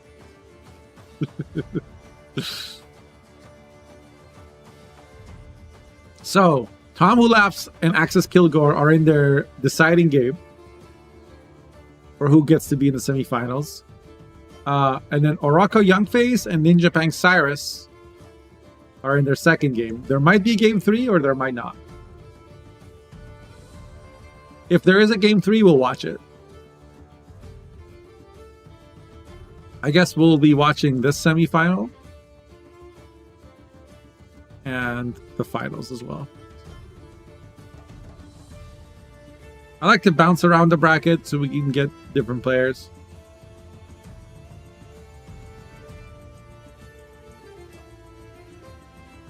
I did want to see what some of these other decks are. Yeah, okay, so Orako did win against Youngface, so now it's 1-1. And we should get into that series.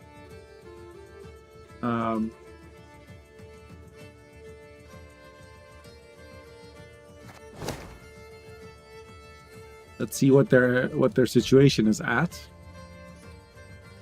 So Orako's Imposter was banned, Youngface's Sign was banned. There's Symbiosis that went through, and Shield Wall that didn't. So Self-Food from Orako went through, which means he's playing either Hall of Harmony or Shield Wall.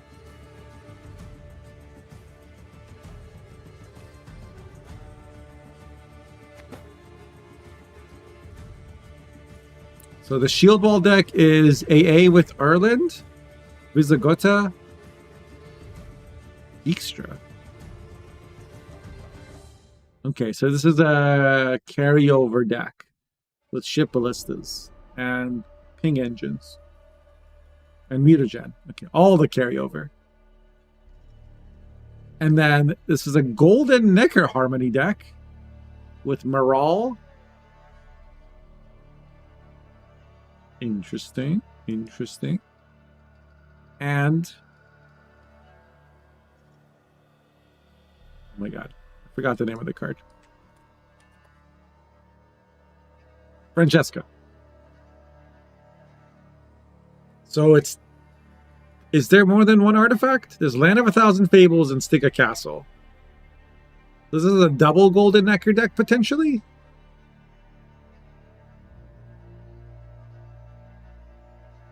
This is the Tall Punish. There's a Popko. There's a Dunka.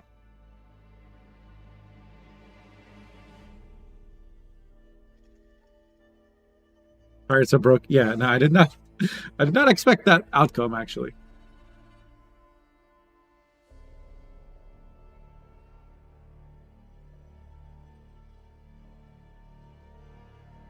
I think Kepco had some clutch draws, though.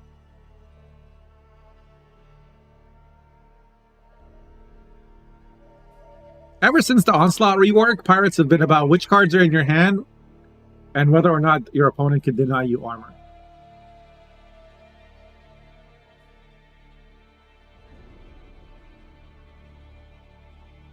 Like drawing Boat, drawing Bjorn.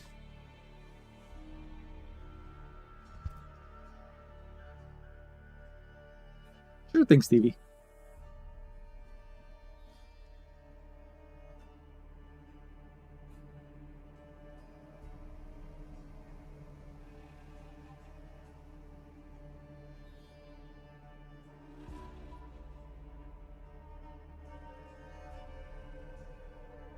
No, Anna is kind of crazy. Oh, where? Yeah, right, Stevie? Like, I was like, hey, I might want to play this. This looks kind of fun. Youngface is either going to be playing Imprisonment or Shield Wall. So let's take a look at those decks.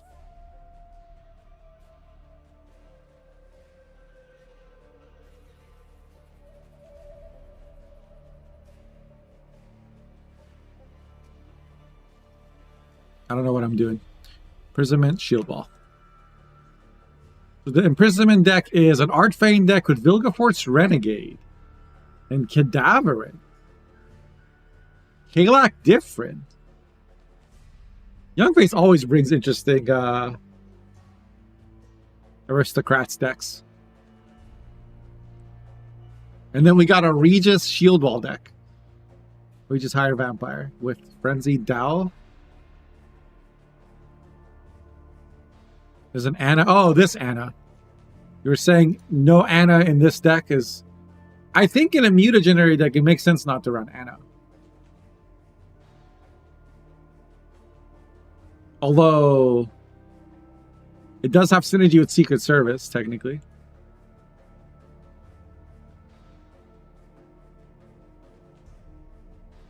Serpent Trap and Golden Necker is based.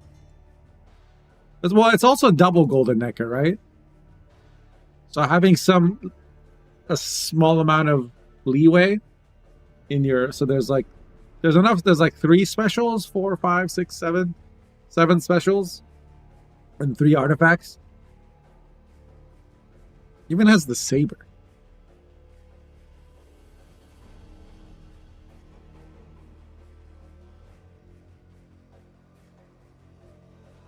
Three poisons? 4 technically?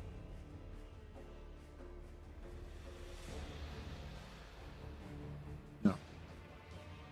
5, if you count Morale. But there's no movement, so Weeping Willow may not be a poison necessarily.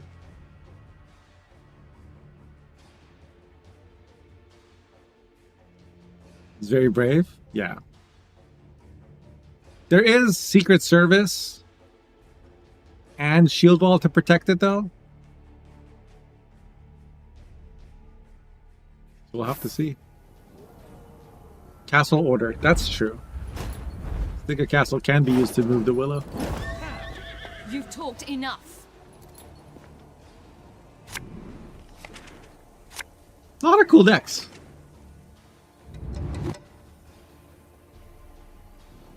Okay, so it is going to be the Golden Necker Harmony Poison deck against the Imprisonment Aristocrats deck with Artfane, 2 Blightmakers, Kalak Different, Cadaverin.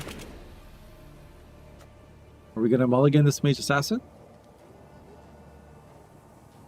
Art Fane is also a brick, but I'd rather have Art Fane in my hand round 1 than... Right? Because then you could play a gold if you need to.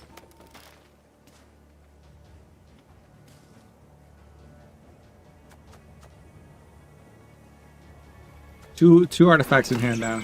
So one of them is a brick at least. Haul the forest into Dunka. Makes sense. You're against imprisonment to play a Veil card. Will we see a Purify and a Leader Charge? Monkey mode activate. That's how I would play right now. I'm rank 9, by the way. I just saw that earlier. I'm rank 9.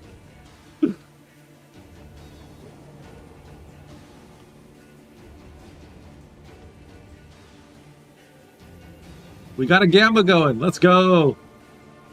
Whoever's doing those, I appreciate you. One of my silent mods.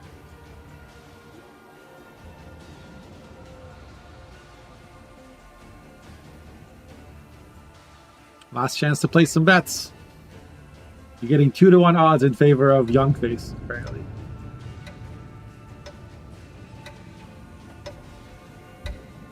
Hey, Ryehead.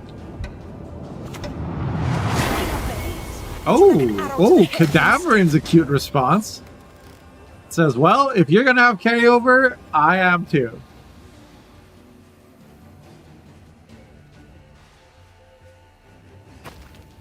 But then Orako says, no, my card. Come on, Youngface, Yenbo.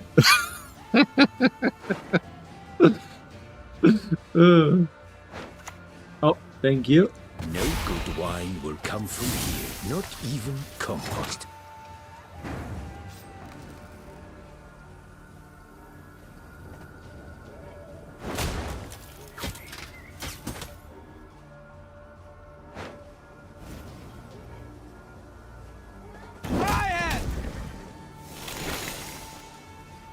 So this is a I want to be able to pass play, like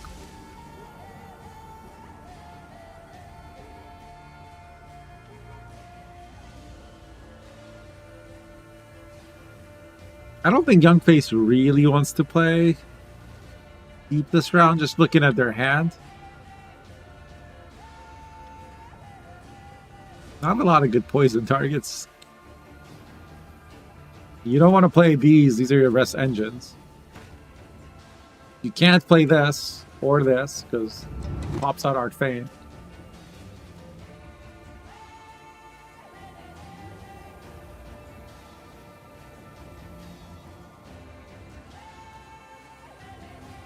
I guess you just drop a Fang and pass, right?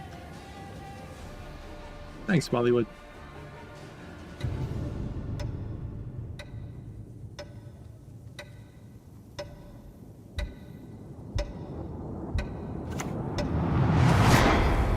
There's the Yenbo. Probably a turn too late, right?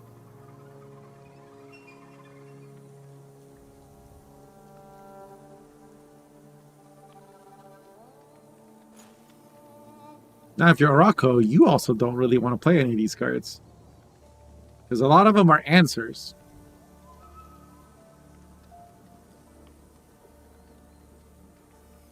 This also means because an artifact was played, if you want to do double Golden Necker, you can no longer play land to tutor Golden Necker. If I'm to die, I'll do so sword in hand. She's a pirate.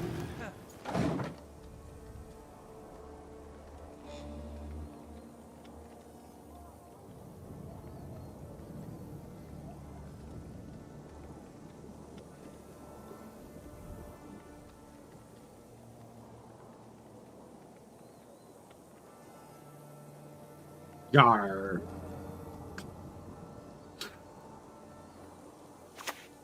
Also a potato. Only when someone redeems. Hazardous to your health.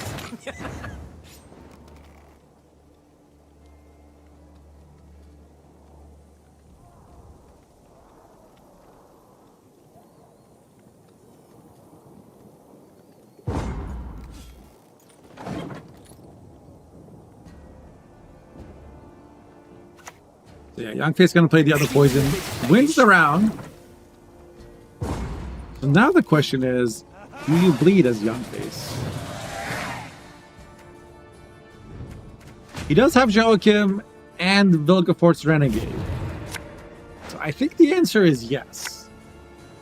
He also has Dunka now because of that Yenvo. Surely you mulligan this, right? I guess you don't unless you have Golden Necker. This Van Morlheim Cupbearer is really important to answer the Francesca, right? Because you can drop it and then lead her in the same turn. Kalak is only defensive Purify. The other Blade Maker's still in deck. There's also an Asire. What's the Asire for? You can Asire, I guess, Rompali back into your own deck so you can Roderick it out.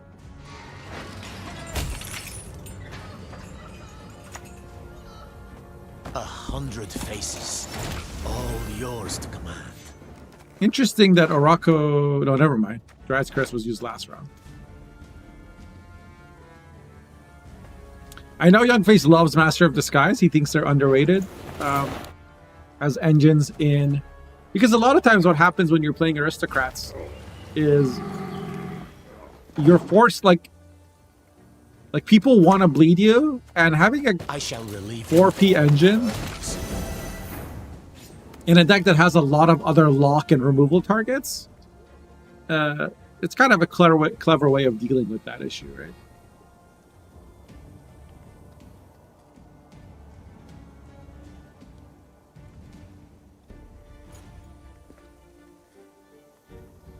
Well, potatoes can't be pirates, Liquid? We do what must be done. Do we gotta wear a special badge on our hats to let you know that we're potatoes? What is this? Potato racism in my chat. There it is. There's the lock, followed by, or Purify followed by the lock. And Orako really wants to give something an infusion, but Youngface is just not. In my trade, I am a great artist. Morale will answer this Master of Disguise at least. Wait. Technically, Kalak could deal with that. Where is... Oh, this is not an aristocrat. It's a human. It doesn't get Artfane to come out. Okay, so he wants to play Kalak for sure then. Yeah, he plays Kalak and that's going to get the Artfane to come out. I cast myself upon my boss. It always goes melee, right? I didn't realize. That's cool.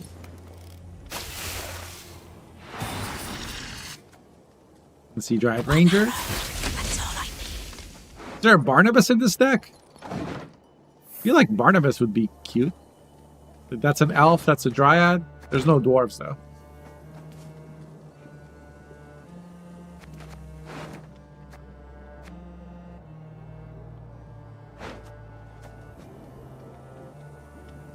So Asire is now on top. Oh dear. Have I something in my And now Rompali is on top. Or sorry, Asire was sent to the bottom, is actually what really happened. Or what I meant to say. Youngface is really putting on the pressure. They do have 2 engines and 1 carryover per turn, so makes sense. Dreadfully sorry. Right? Potatoes are just everywhere. All taste the same to me. Okay. Oh. Choose your words more carefully next time. superb specimen, truly. Potatoes come in lots of different shapes and sizes. Don't stereotype, please.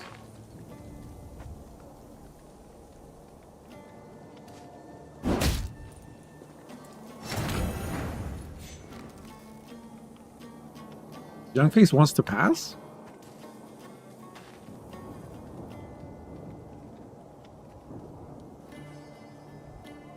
An ill wind blows.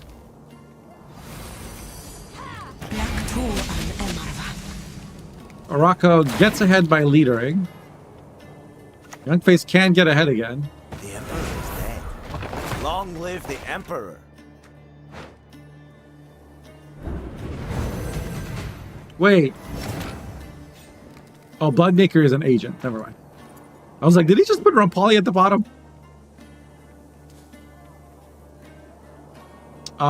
This is another point. So Rebuke is not enough. Oh, Rocco's in trouble. He's gonna have to play Waters of Broccoli. And just hope to draw Golden Necker. Life is fleeting, yet life is eternal.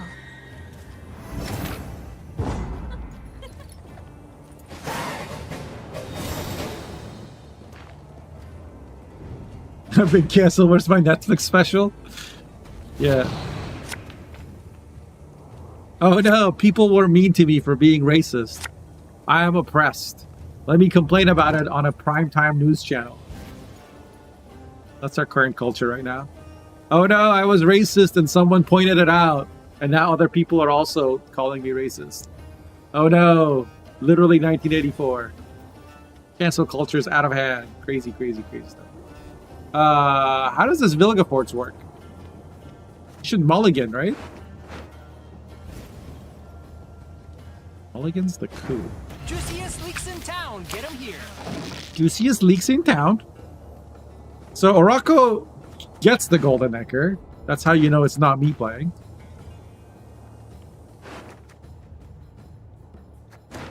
Yeah, what are we doing?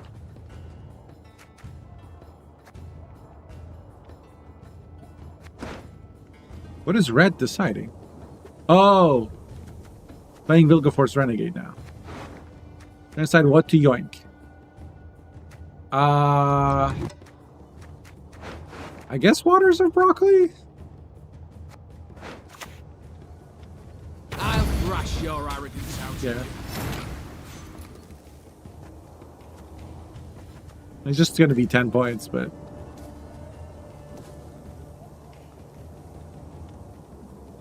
It's easy, you just click and then you drop this. As Orako wins is easy. If Orako hadn't gone Golden Necker, it might be close. Or Youngface might win, even like down a card, but...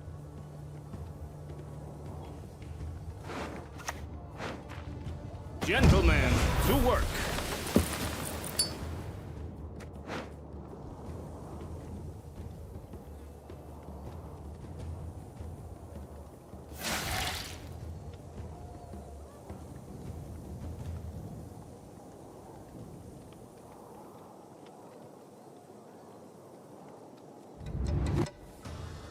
Probably want to lock the Percival.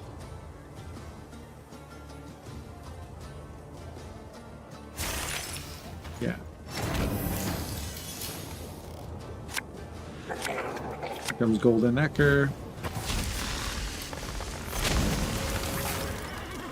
Not even gonna be close.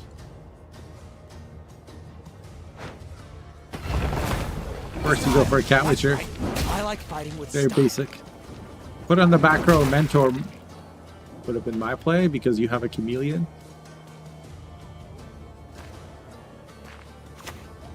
Because this played for 6, right? That Witcher would have played for Mentor would have played for 7.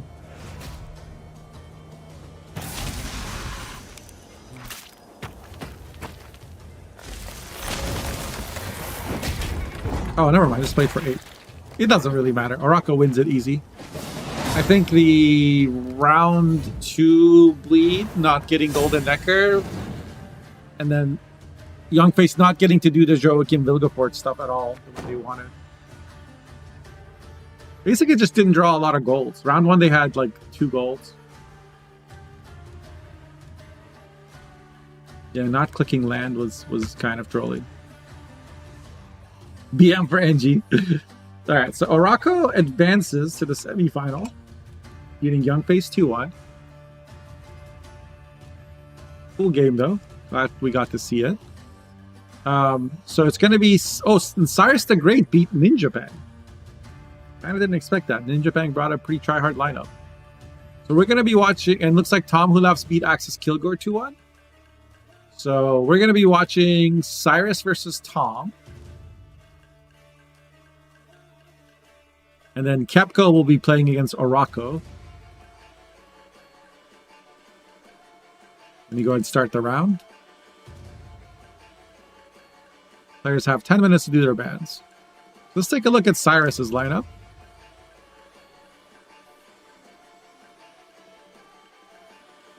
Why am I on a discount? Because I'm such a great value that Twitch said you all deserve to be able to subscribe for less money.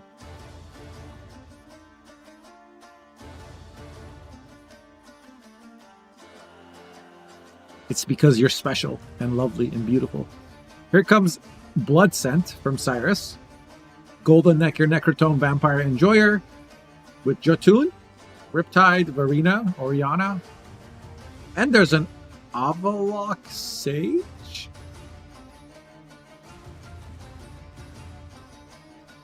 For a Megascope. Okay. There's a Musicians, there's a Maxi. Lots of consistency. And a Curse Scroll. Thank you for the Prime. Appreciate the 6 months. I don't think your Prime is discounted, but I do appreciate it because I know you only have 1 Prime every month and it means a lot that you choose to use it here. Thank you for flying their pair. We got Onslaught here with Pirates. Ragnarok and Endless Voice. This is the Cyrus special. He likes to run Dagger with double scenario. Tempest, Raiding Fleet. We've seen this before. I think Boat Builders might be new and Shackles possibly. We have Enslaved 6 Helga, another Cyrus special with Battle Stations and Furcart and Menno. Double Magni. Lots of fitting. And we have Shield Wall with Meave, Enseus, Dandelion, Black Rayla, not Golden Necker, just AA and Enseus. Another Musicians deck with double Secret Service, Anna, Hubert. So again, a decent amount of thinning. Now let's take a look at, this is the semifinals, right? Cyrus. Tom.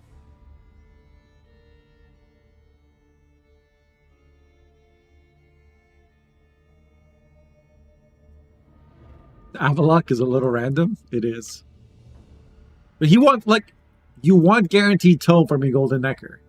And I think he also really wanted Megascope. So if you're doing that, then you need to either maxi something to the bottom or Avalok it out.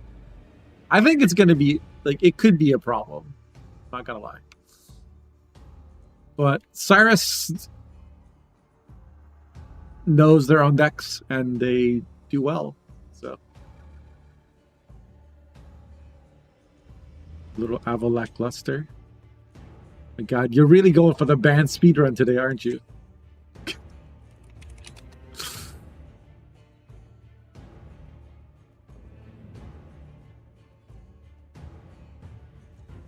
Okay, so Tom has brought Golden Necker NG. This is the Alzur Golden Necker deck. Precision Strike Dragons Madoff. Reckless Flurry Control Compass deck. With Muzzle, Heatwave, Arendite, Seals. Jesus Christ.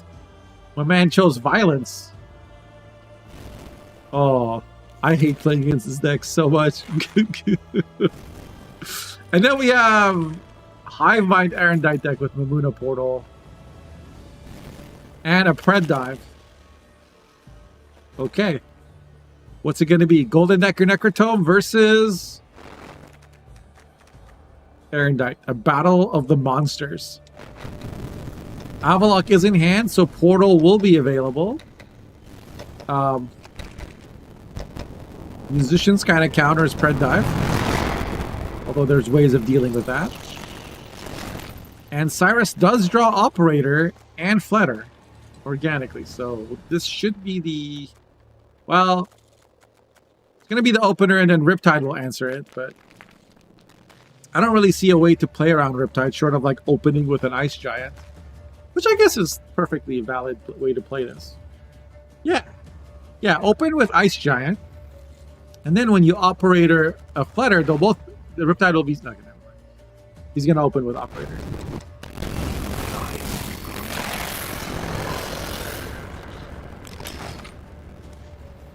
Like in a Regis deck, yeah, you want to get this going because it's an extra point on your Regis, but opening with Ice Giant.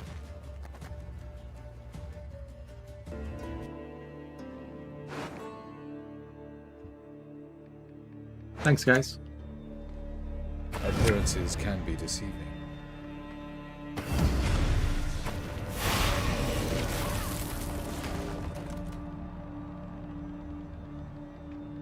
Yeah, it happens sometimes, unfortunately.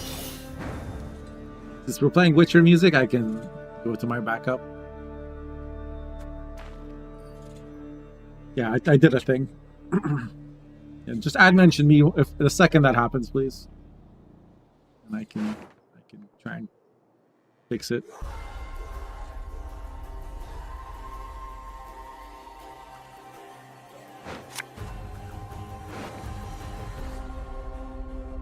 He's gonna put Megascope at the bottom and then Avalok for a Megascope.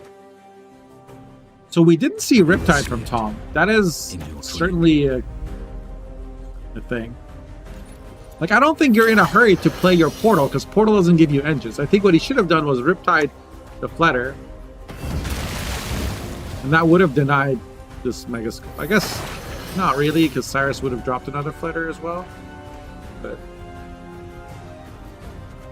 I guess the Megascope can be answered with a natural selection as well. And he wanted to get his Erendite growing.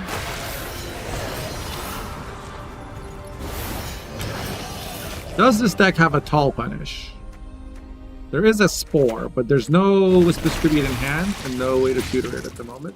That selection answers the Flutter. There is going to be 3 Flutters in the graveyard. So this plus Necro will give you 4 Flutters. Here comes Necrorat.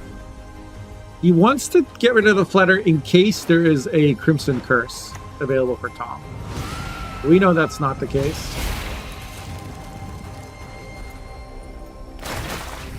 Hideous Feast on the Flutter so that Serquan can be used to finish it, I think. We're going to see an Alp here from Cyrus. Going to get this to 9. And then Serquan can't answer it. Not without a leader charge.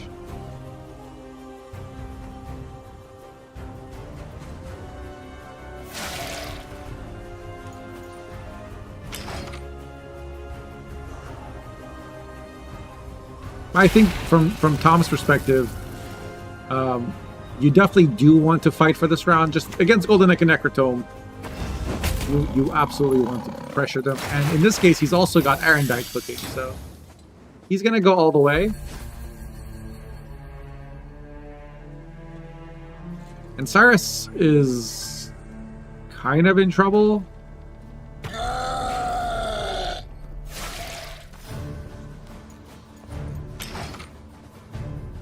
I guess he always has Oriana, right, or Jotun as like a finisher.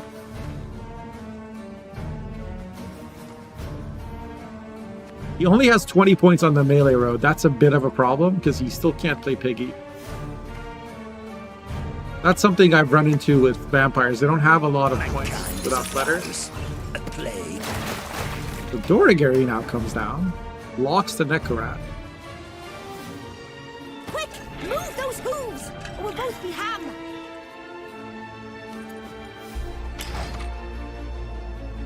Cyrus is ahead by 2 points right now. Erendite for 5 answers the Piggy. And now Cyrus is kind of wishing he had played a different card. He can still get ahead by playing Maxi or Lemons. Lemons on the Erendite makes a lot of sense.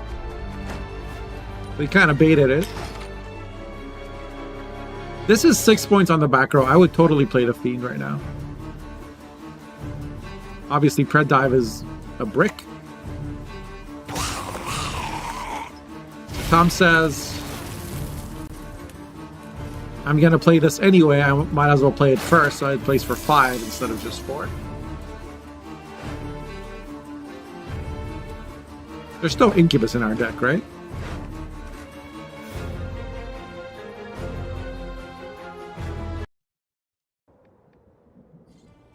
Audio okay now?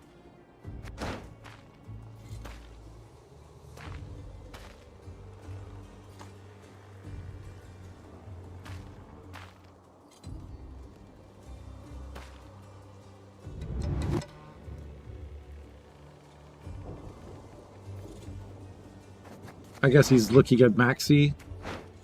Yeah. Put Tome at the bottom because he was missing like 3 golds. Riptide, Verena, and Queen of the Night.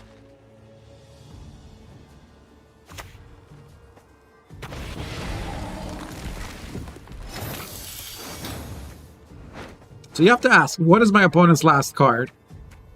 If it's Mimuna, then it's a brick. If he had a Griffin, he would have played it by now. If it's Heatwave, then I'm happy to trade it, I think. So I think you decree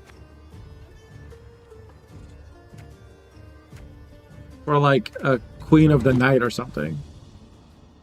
I don't think you play Oriana. Queen of the Night is 7. Hive Mind could be 5. Spontaneous Evo. Yeah, we'll see what he probably just goes for. Okay, goes for Riptide. That's actually pretty good. And get the Fiend.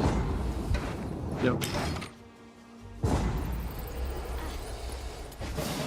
Yeah, not going for Jotun is smart.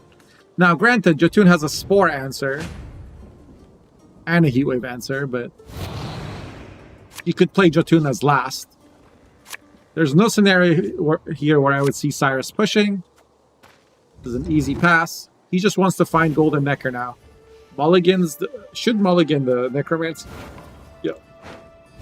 So he played Maxi to put this at the bottom.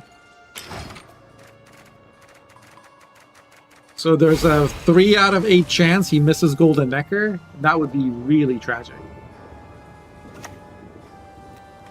Tom gets the Griffin in the graveyard. That's smart.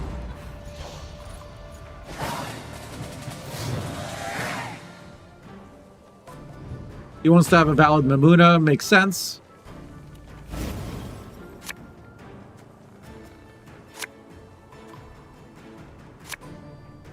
How valuable is Verena? Not at all.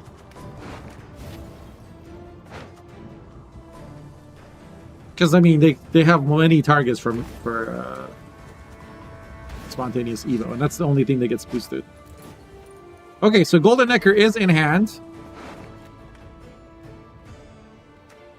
No Oriana, but I think all things considered, Cyrus is probably happy and fine. Also, Tom missed Heatwave. So we should see just Golden Necker here.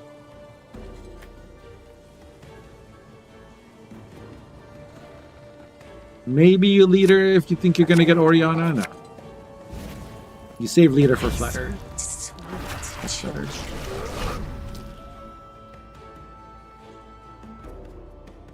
Necro should be on a Flutter. There it is. And then you'll leader to prevent the Pred dive.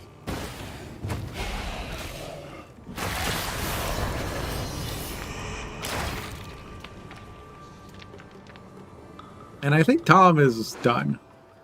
He missed Mimuna and he missed Heatwave. Even if he had drawn Mimuna, I think he'd be in trouble after losing round 1.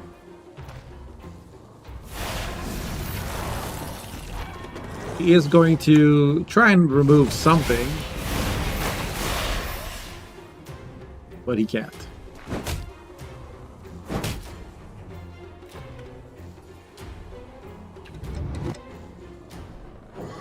Should be Necrorat next. Well, actually, Flutter should... Well, yeah, no. I don't think he should have pinged here at all. Tom. I think he should have saved the 4 charges. Because you know there's no answer to it.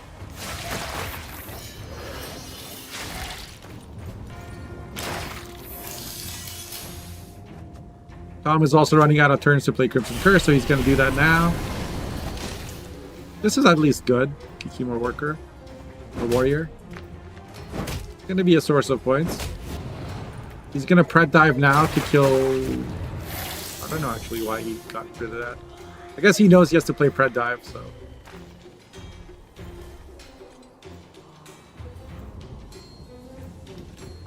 This is an easy flutter. So even if you lose a Necrorad, you're fine. You play Alp, then you Jotun, and then you play...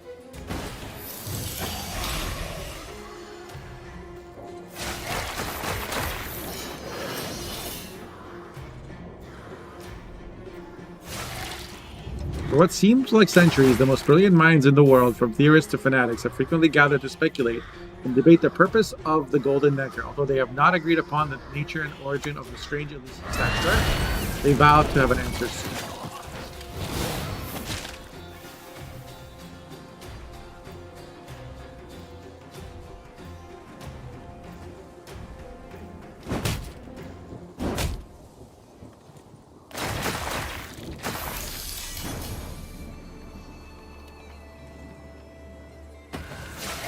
Darius is going to have 1,000,000 points.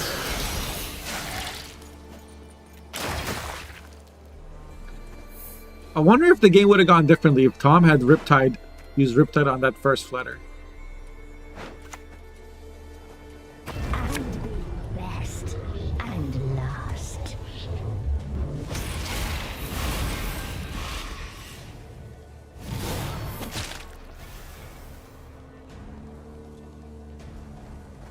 He's still one charge. Like he should lower his charges unless there's unless he knows he's gonna get removed, because it's better to fully remove something than do damage to like 5 different things, right? Like he damaged Oriana, he damaged one of these flutters. Cyrus is just gonna save this click because he's got 4 flutters, so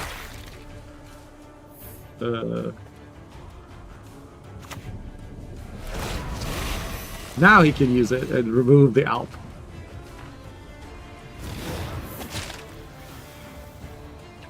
But it's... Or... Okay, this Alp is... more points, isn't it? I guess not, because the Necrorat's available. Not that any of it matters. This was... Hero Pass? That would be kind of BM. Yeah. No, Golden Necker is... Project Golden Necker is Rogue Mage, yes. Okay, so Cyrus wins the first game. I think Tom really needed to win round 1. Basically, in Gwent, if you spend a lot of resources to win round 1 and then you don't win it, you're kind of screwed. And that Pred Dive really cost them.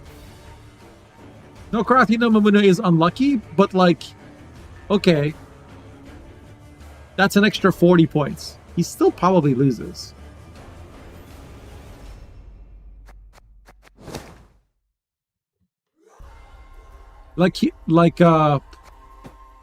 Tom used a lot of his removals in round 1, so he didn't have answers for the engines in round 3, right? If you use all your control round 1, you need to win the round, bleed out the Golden Necker Necrotome in round 2.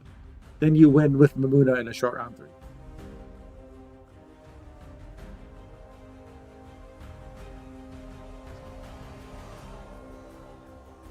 Just, it was unfortunate he didn't have Crimson Curse in round 1. He also didn't have... he had a Pred Dive that was basically a brick the whole game. Don't make me laugh. Like anything other than Pred Dive, he could... Like if he had Spore there or Wispus, he easily catches up. And wins on even, and then he wins the game.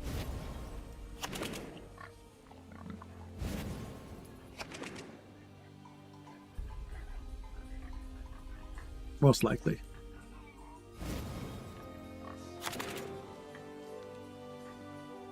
He also played Erendite round 1 and he got lemons. That's another thing. But here we go. Cyrus is now playing his hefty Helga deck. Mulligan's the Stefan. And he's against Golden Necker Albrecht with Alzer. This will be interesting. Because I think this deck really wants to win round 1. You often see people play Golden Necker in it in round 1.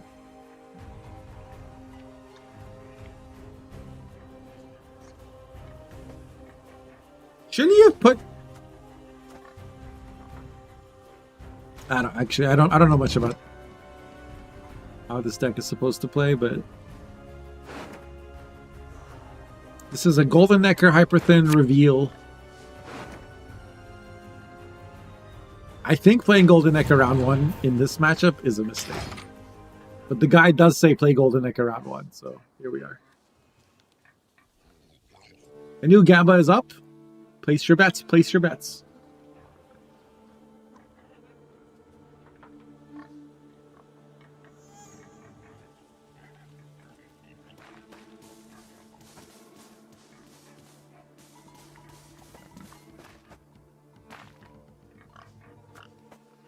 Pedro, thank you for the sub. Appreciate it.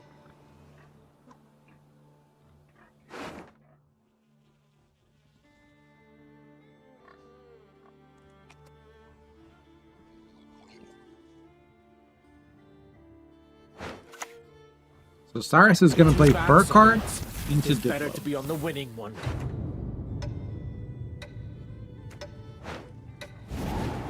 A shame I have no time. You put Alzer top. Yeah. So you could Golden Necker it out. Look, I get that. I get that that's like how the deck plays. Self-proclaimed authority.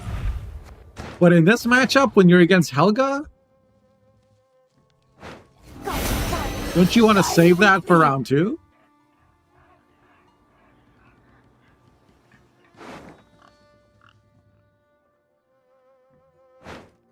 Or is that not a possibility? Getting a Triss from playing Summoning Circle is really sad.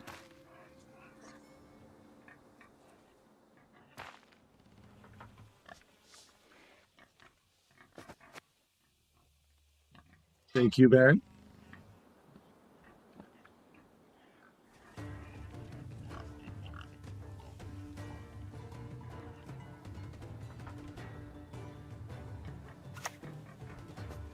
Okay, we got a Fire Scorpion, which there's no answer to.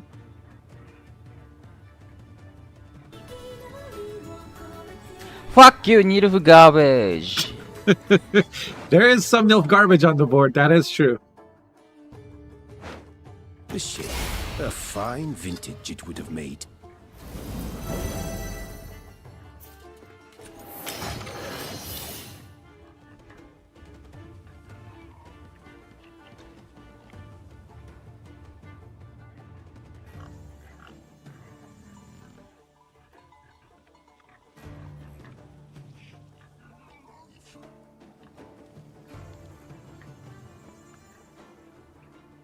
So 39 to 14, can Cyrus actually catch up? I think he can with Battle Station into Magnet.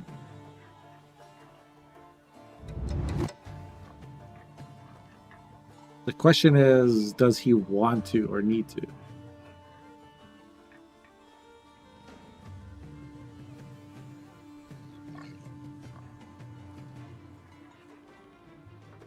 Because he even has a pretty decent coup target right there.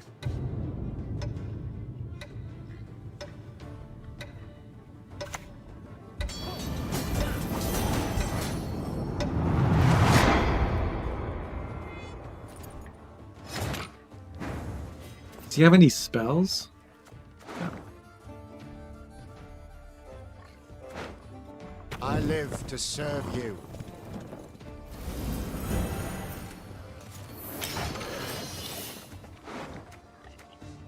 Rock Slide is a spell.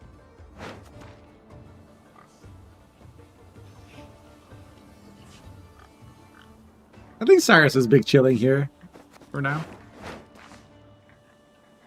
He can even coup the Triss Marigold, technically. Wouldn't be very good, but he could do it. He could do it to kill the Alzer. But generally, these Albrecht decks don't really have removable targets.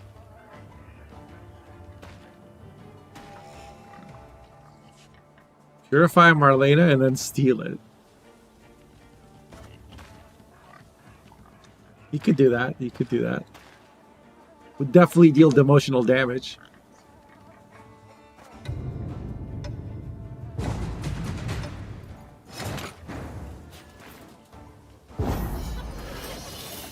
Yo, I got like a real mod in the chat. They even snooze the ad so we don't get him in the middle of the game. Thank you.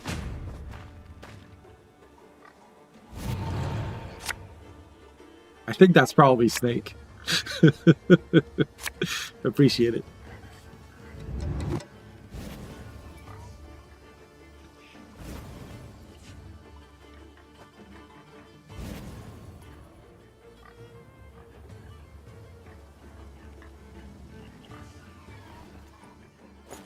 So Cyrus ended up passing.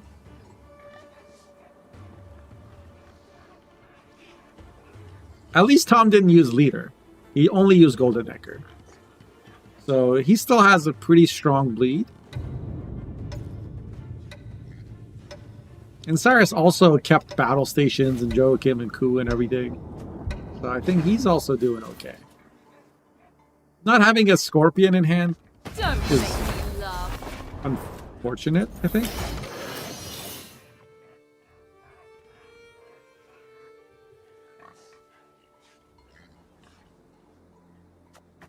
But you always want to bleed with this deck. You have Siri, you want to put that down. And it's the kind of resilience that can't be stolen either. Because Cyrus either wins round 2 or the game is over.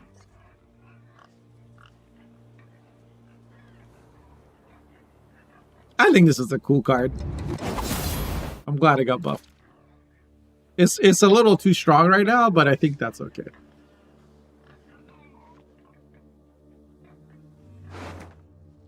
I'd rather it like get nerfed to 10 provisions if we're gonna nerf it.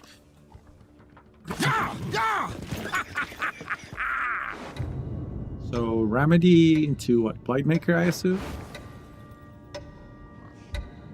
Put Helga on top? Defeat them with hunger. Crush No, we them put a with mage thirst. on top, so it's gotta be like Artaud or...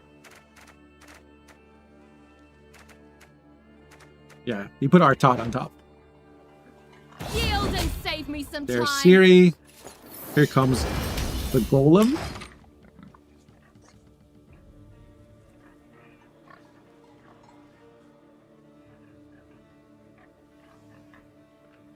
What all has Cyrus given spying to? There was Alzer, I remember, and Fisher King. Don't know if Triss ever got spying.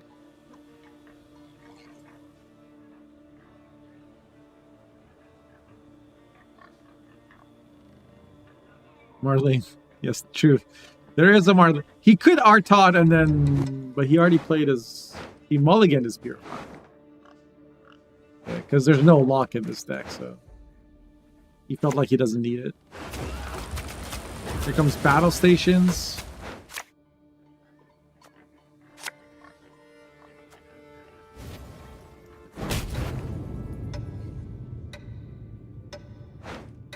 He's gonna yoink it. Gonna yoink the Siri.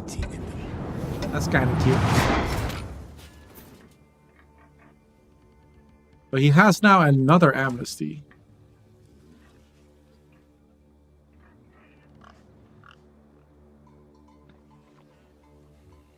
Also, doesn't Vilgefortz brick this deck?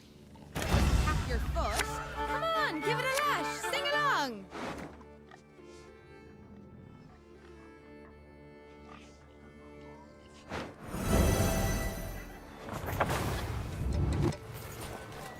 If it's peace you desire, prepare for war.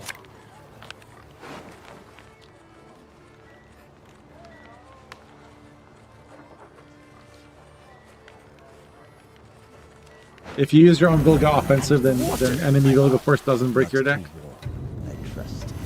Okay. That's a lot of points for Tom.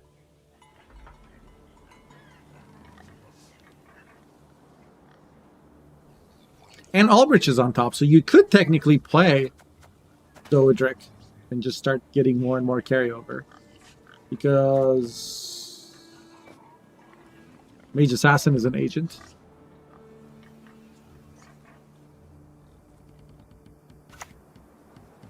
Yeah. Cyrus correctly decides to play Joachim. He gets the Purify, which he's going to use on the Siri.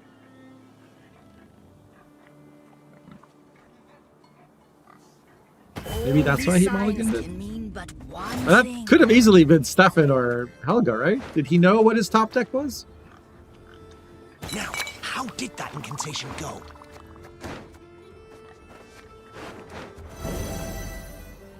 I feel like if you're going to stay in the round, you should have played Doedric.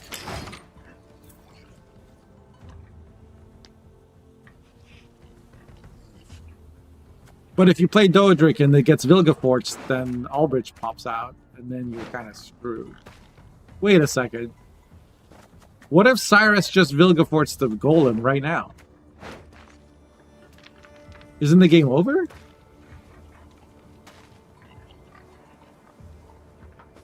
No, Cyrus put Artaud on top with Lightmaker.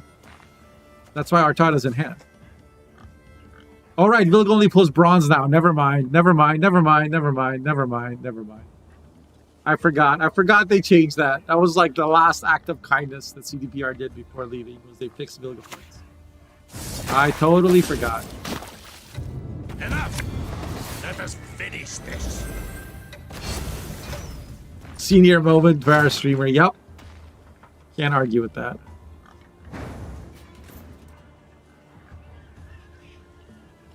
There's the Vilgefortz on the Helga. Pulls out a Scorpion. Cyrus is kind of in trouble. Because he doesn't have Stefan.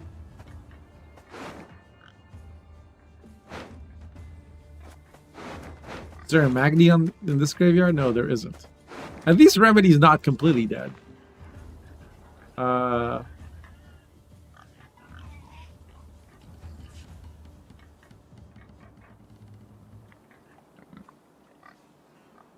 I mean, he can amnesty Joachim or something. He should joust the... Okay, he's gonna play. The Empire will be victorious.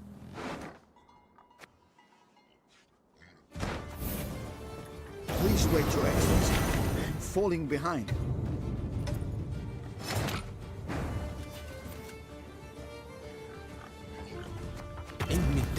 I think if you click on the channel point rewards, like the Tobin's thing at the bottom left of your chat, you can click and see the prediction stuff.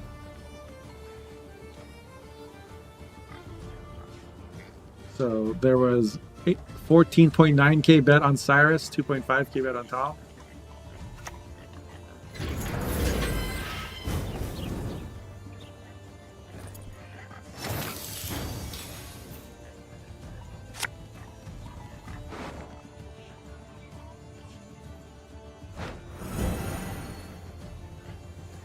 Doedric does end up coming down, even though it's a little later.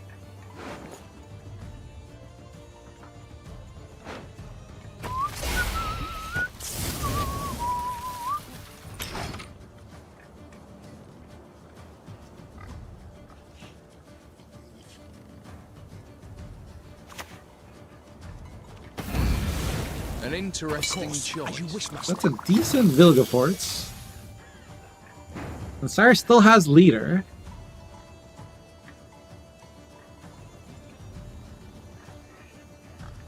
Question is, what does he want for his Artaud? Probably Doedric? I think the Vilgefortz was maybe one turn early, because what he could have done was wait, joust something, ping this, and yoink it, and deny Doedric. He's gonna have to, he's not getting out of the round without using leader.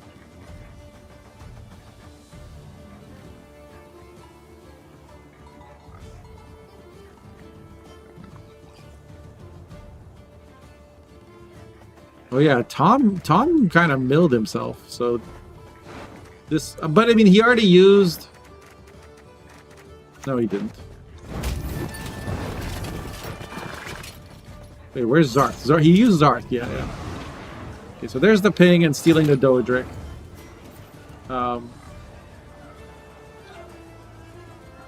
Will Tom pass?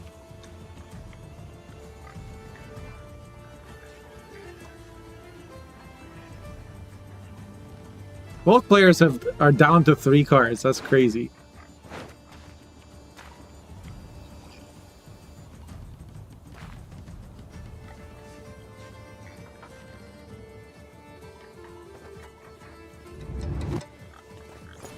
Rockslide plays for 8 points. Your opponent would need 16 to get ahead. Or 17 to get ahead. It's tempting. Gotta admit, it's tempting. He passes instead. So now Cyrus just needs 8 points. And Lydia is always 8 points. I think you just play Lydia. Yeah, like this is 10 point Lydia right here.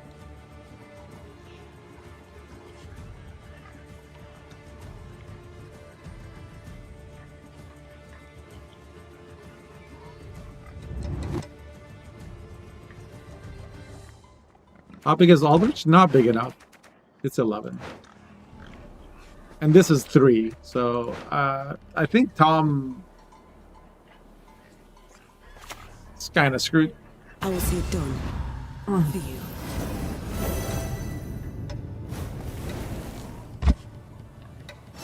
Like Artot Stefan versus 18 points. Like Artot Stefan by them, like, and Tom knows it.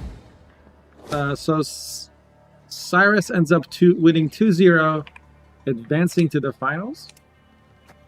Let me see if we can get into the other game. It's still going. No, they're already on their game 3. But Kepco sometimes streams, so let me see if we can watch that.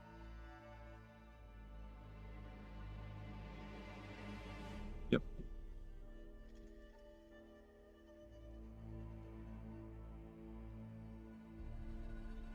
Black Hawk Thunder, thank you for the subscription. Appreciate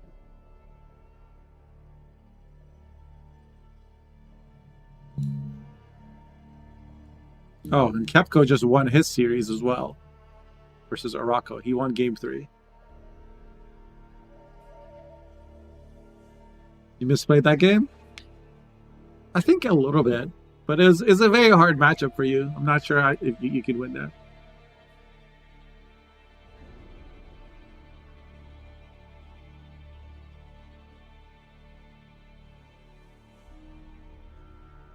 So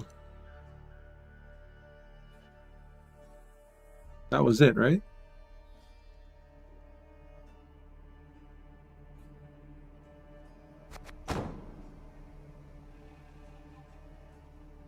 Shouldn't have thinned the mage. Yeah, because you like only having 3 cards. Yes, that was a misplay because you knew your opponent had Vilgefortz. But like I said, I think that matchup is pretty doomed. Okay, so the finals is going to be Kepco versus Cyrus the Great. So Kepco beat Evil Beetle and then beat Oraco, and then Cyrus beat Ninja Pang, who had beat Max Vermeer, and Cyrus also beat Tom, as you just saw. So Cyrus versus Kepco. This should be an interesting series. Let me pull up. No, these are Cyrus's decks actually. So Cyrus brought double scenario Hjalmar, Hefty Helga battle stations, Shield Wall with Enseus, Meave, and Dandelion. and Golden Necker Vampires, as you saw. And then Kepco brought Imprisonment Rainfarn with Emir and Usurper. Yes, it's open deck list. So they have access to the same. I mean, you can look at them too on the 30 links. So. This is Deathwish, Arendite, Heatwave, Goldalock, 1 Siren, 1 Deshackle. And then a different flavor of Pirates with Wild Boar of the Sea and Iris Shade. And of course, finally, Uprising Witchers.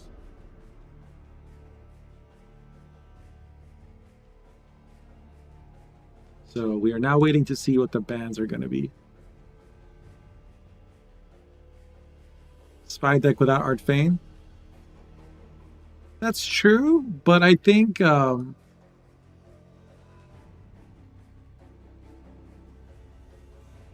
it would be hard to fit Art Fane in here. You'd have to cut like Urcheon and I don't know. Because it's like 12 provisions now, right? Or is it 13?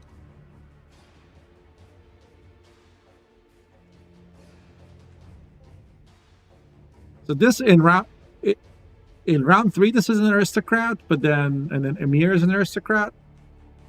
Does Joachim pull out Art Fane? Like Menno's not an aristocrat. Neither is Urcheon. These are not aristocrats, right? This is not aristocrat. There's Seditious here, and then Turncoats are not aristocrats. So you could have some trouble pulling Art Fane out. Or benefiting from it, even. That's the bigger point.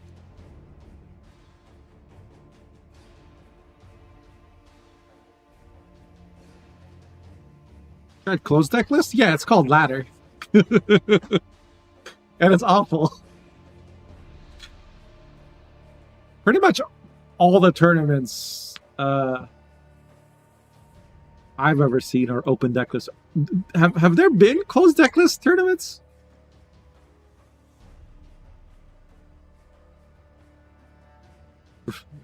Rohity Rod Piper. Is that Roderick?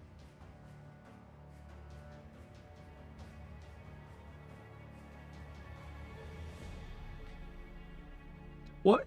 The only card that cares about your side is Ball? Yeah, and Ball didn't used to be like that, right? Ball got nerfed to it got changed at one point to like your side of the battlefield.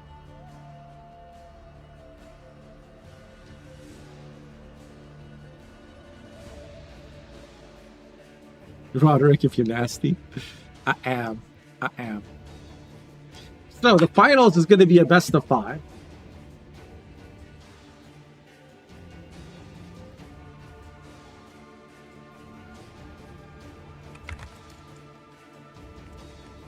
Between Kepco and Cyrus the Great.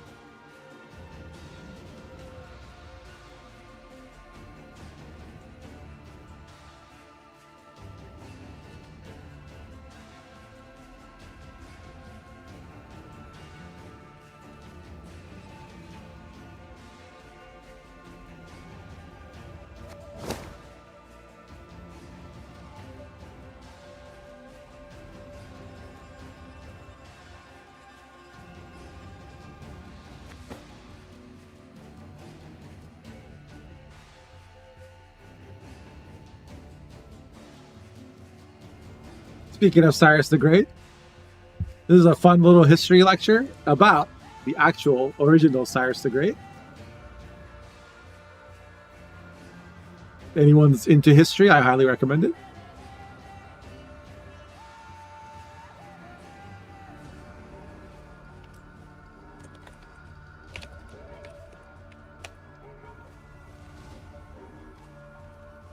Good luck to both players. We have Deathwish Band and Hefty Helga Band. So, from Blue Coin, Kepco is playing So vanish. Uprising. And Cyrus is playing Shield Wall, the Battle of Temerians. Of course, one is Witchers, one is Swarm. This will be interesting to see how it goes. We have Crystal Skull for Kepko. And a Griffin Witcher in hand. On the other side, Cyrus has Black Rayla. And Sayus gets mulliganed. Not something Cyrus wants to play around one. Bolt softens them up. Sword finishes them up.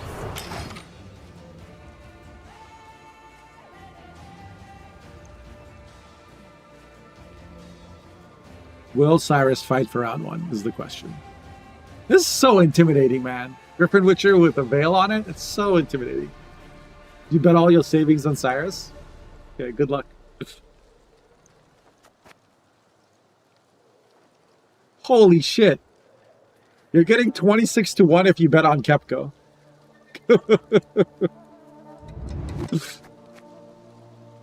And Sayus would have been great here.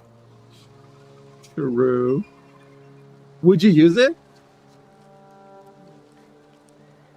Why does Anar fight itself when NG will eat it alive? Good question. It's like Archbane Heavy Cav with Rail? I think this is a lot stronger than that. Because this does 3 damage a turn even after you pass. Heavy Cav is like only when your opponent plays a unit. No butter. Not even a special, like. And it also resets, like the damage resets, right? So it can overkill, etc. Plus you can block the flanking of Heavy Cav. Griffin Witcher has like no downsides. Again and again and again. The only thing you want to... Right, that makes sense. So you should keep the Anseus and use it on Griffin Witcher because this deck otherwise doesn't go tall. And you lock the Keldar, as Rosma said.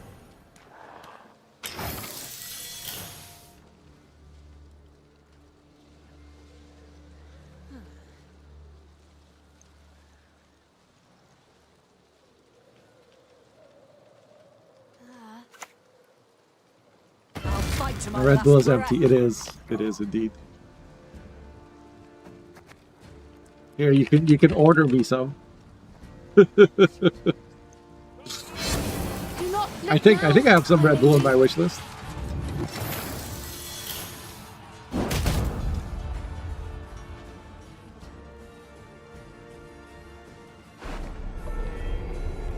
The Secret Service gets pulled out and then immediately answered. Eskel answered the Rayla. And Cyrus doesn't have a soldier for crew, other than me. It's gonna be Natalis into what? Temeria has yet to speak. Natalis into AA. Okay, so we're fighting for the round. Into Dandelion. Wow. Pleasure. My lady, your elegance. And another leader charge.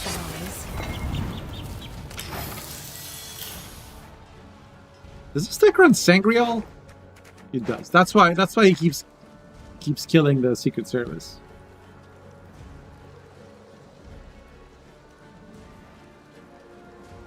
Mosh with 0 shame. What is shame? Is that how you say that word? Shame? Or is it Sahame? I don't actually know.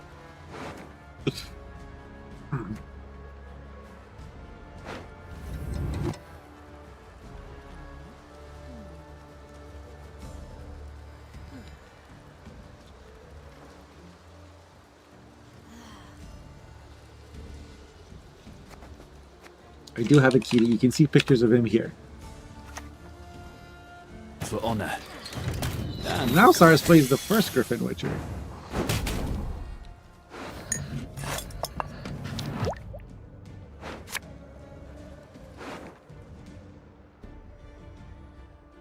If you're not boss, swimming hard.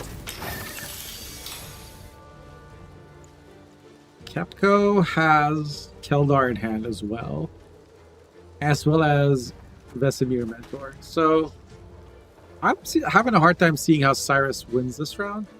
I guess he has to drop me He drops me, then maybe. Also, what? Oh.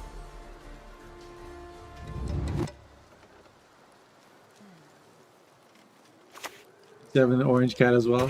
Yeah, he's a good boy. Unfortunately, he has cancer. It's probably my last month with him. But it is what it is. Always going on about this Mark fella. We have Kepco dropping the Keldar now, and Griffin Witcher is just going to start doing its thing.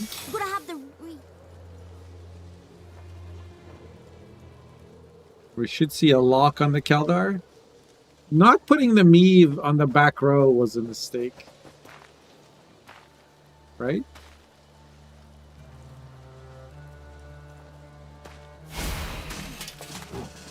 Yeah.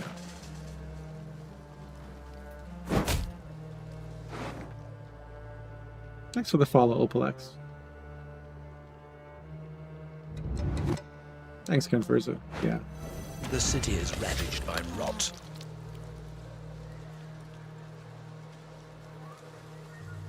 I'll see if I can grab him for a little appearance. What can I do for you?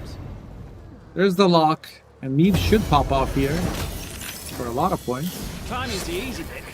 Getting down's another matter.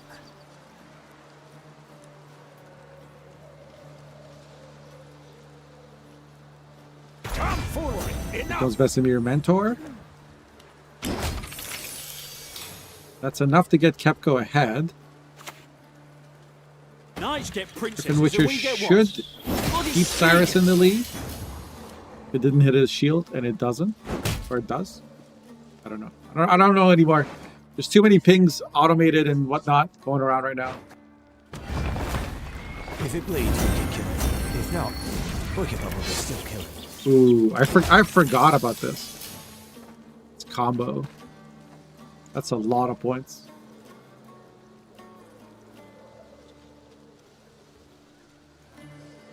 But there is a Baron.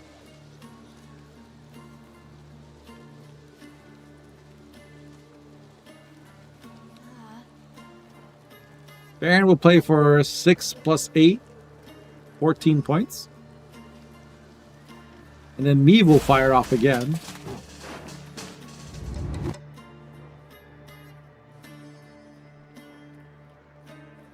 What are we doing?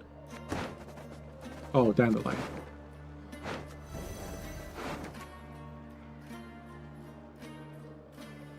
Interesting. He didn't boost Anseus with it. Gather my men. No answer for Meave is proving to be a problem for Kepco.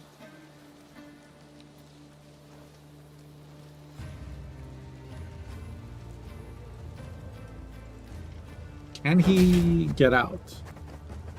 What's he gonna play with his Cohen? Or Can I come Gwent. down now? Sorry, I don't know why I said Cohen. Looks like he feels like he can.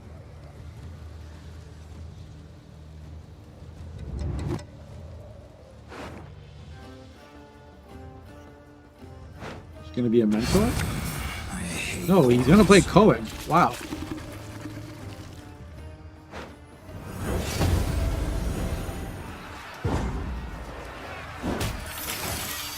Okay, that's gotta feel good for Cyrus.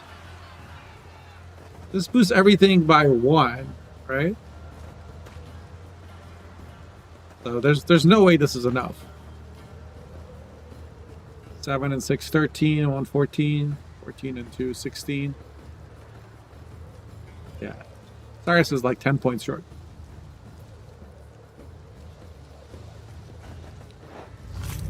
Boost all allied units with power equal to Cohen by the amount of boost on Cohen. So you had a bunch of 5 power cards, and Cohen was also at 5.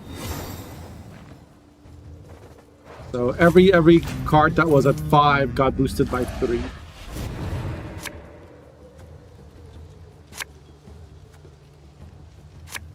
It's usually a finisher.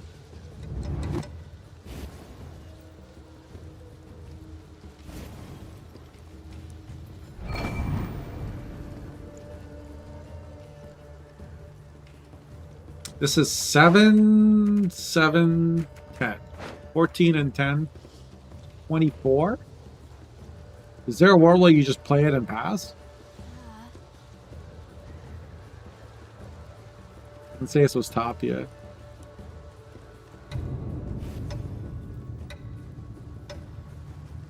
Does AA have a target? Oh my god, he still hasn't drawn these Siege Masters.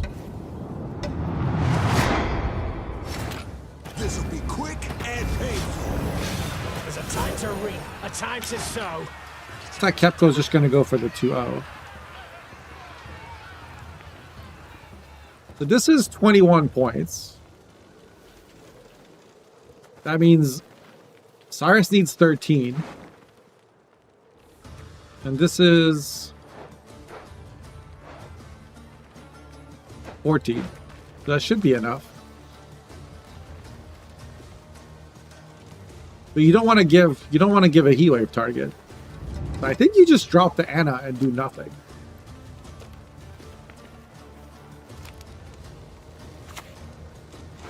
Oh. Here comes Immortal Cav. I mean, I say all this with like seeing both hands, obviously.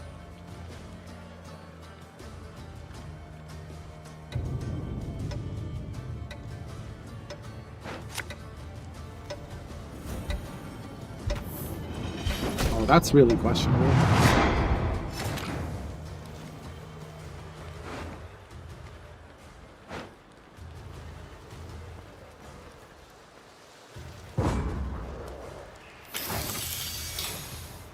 Because that was 10. That's not enough.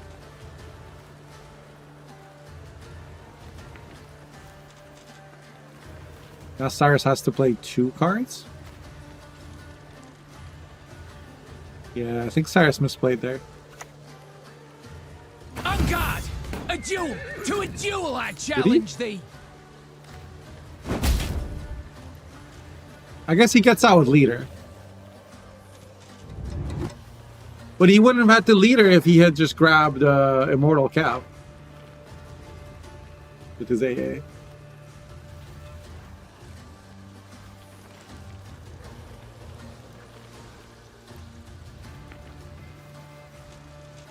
Plus, like, this is a siege engine, right? And you have 2 siege masters in your deck. So, like, thinning this, I think, was a mistake either way.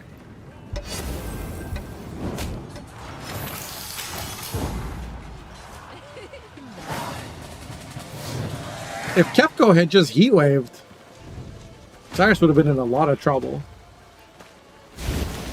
Right? We'll cover bodies for Anna? That's true.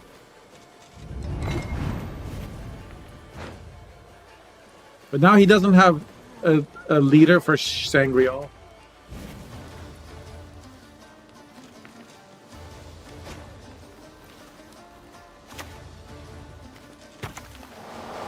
Right? Isn't this a 0-point card now?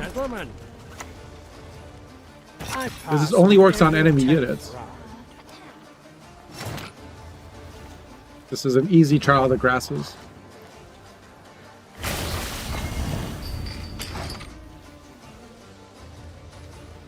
I guess this is 1 point.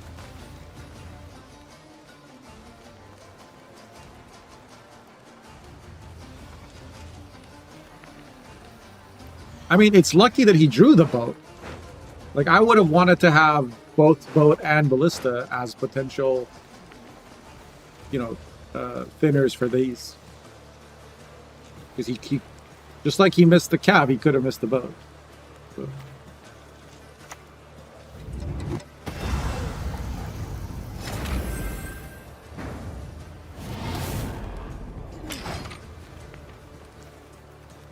Yeah, Cyrus is kind of screwed here.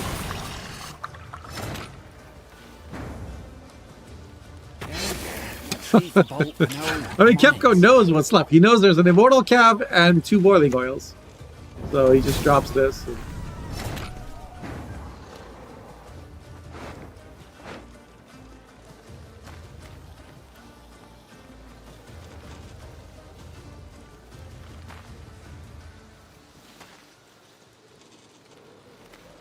The wonders of projectiles and ranged weaponry. All right, let's say there was a shield here, right? That's an extra 2 points plus 11, 13 points. Cyrus probably still loses this game, but it was really close. So Kepko gets his Cohen deck through after a hard-fought game. Now Cyrus has blue coin. Rank 9. Yes, Sam. Yes, Sam. We get it. 83k go to Dika Dika.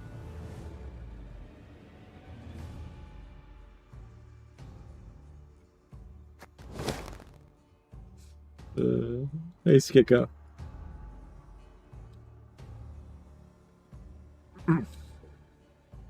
Witcher prevails. No one's cheering for Witchers. You can cheer for Capco, but Witcher Trio is so resident sleeper. Even in NR. That was a crazy round one, though. It was me versus Cohen.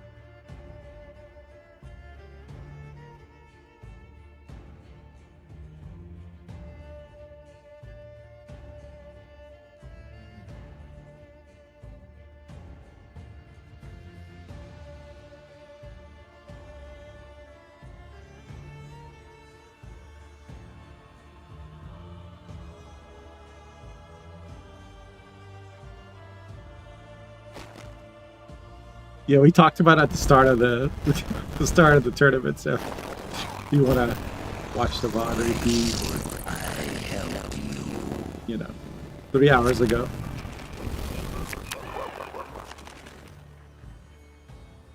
All right, so Cyrus is playing Vampires. Thought he might from Blue Coin, but he's going to be against Kepko's Pirates. And these Pirates run Heatwave. Oops.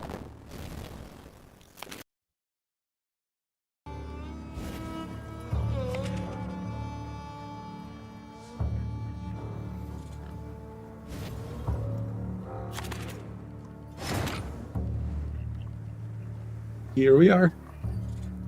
Thank you guys, appreciate it.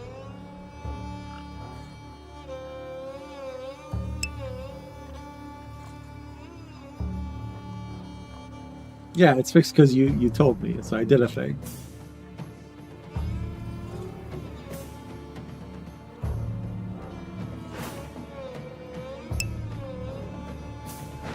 Thanks, Sam. Keep doing that. Keep it up. Okay, so Flutter on the board at 7 power.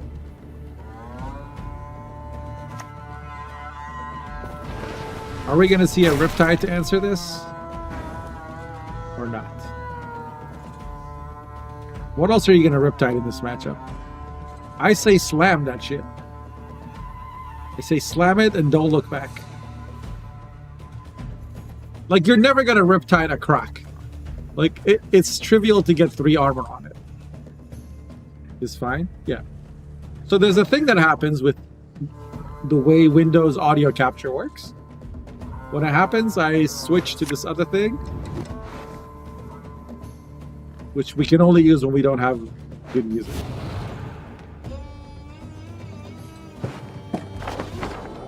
Well, Cyrus is in the finals, Sam, so I don't think so.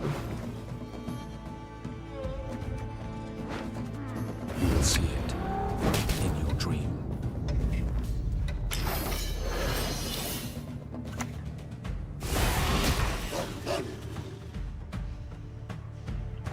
Oh, it's going to be a bleed. Yeah. Why didn't he bleed the operator, though? Instead of this.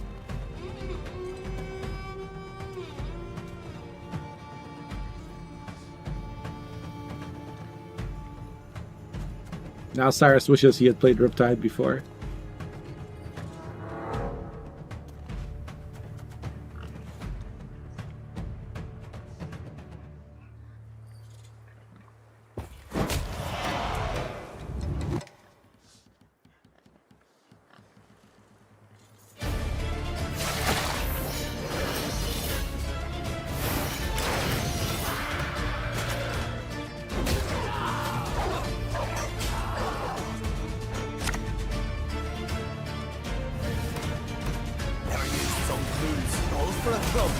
Leader. Leader charge used to answer the flutter. Makes sense.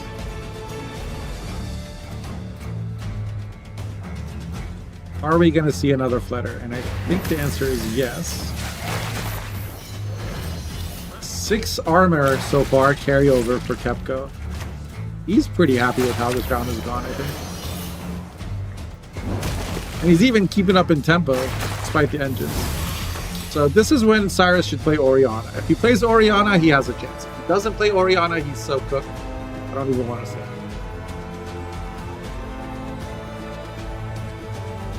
If it's me, I drop Oriana here, bleed this, and then I'm chilling.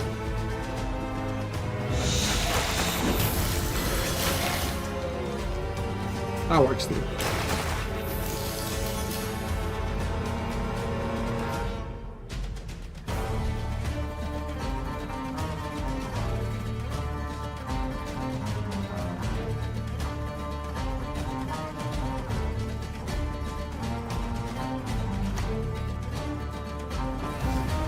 Pair of the Seas will answer Oriana.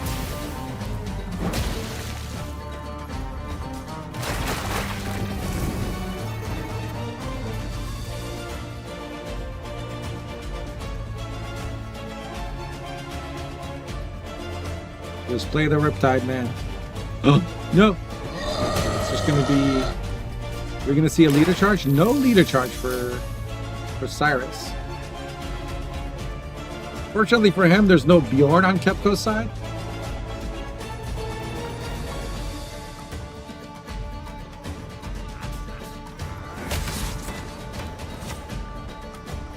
Wallboard the seat to finish off the flutter. Yeah, leader. Now he wishes he had used leader. Also, his Riptide's a brick.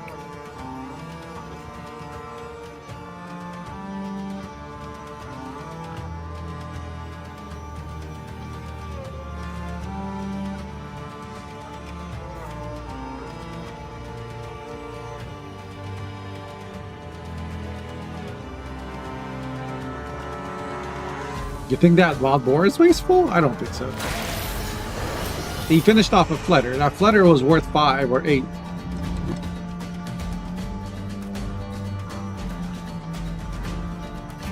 Wild Boar played for 11 points, plus another 5 or 8 of engine value. Plus, he's still like that. Also gives him an Iris potentially. Now that he's got Wild Boar on the board. I'm so very afraid. There it is.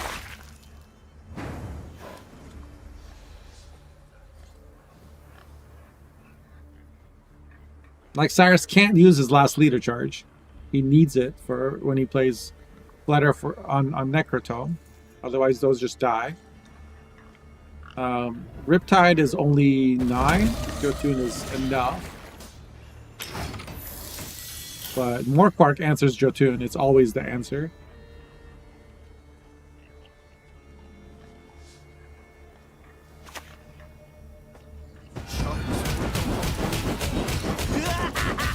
And now Cyrus is losing on even versus Pirates, and Pirates have 20 armor worth of carryover. This game is cooked! Yep. So what happened with the Megascope creating a flutter, because Megascope procs at the end of your turn, unless you have something like Unseen Elder or Crimson Curse on the board, your flutter spawns at 4. I like Doo-Doo in my Golden Necrotome Vampires for that reason, because Doo-Doo is on the board.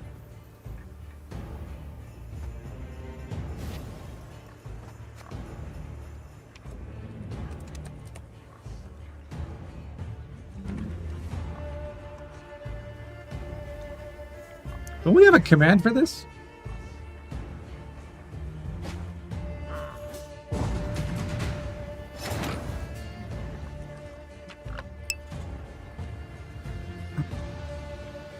Fly, princess, fly! Oh.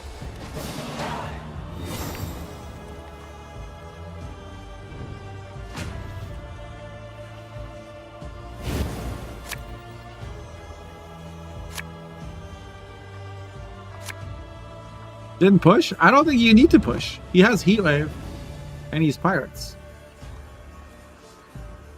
I mean, I would have...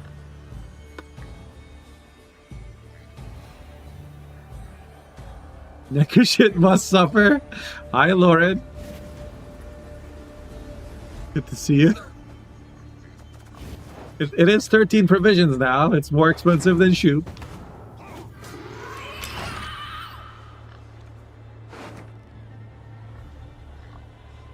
You play ball unironically, shush. Here comes Crackall Crate. Nice riptide you got there.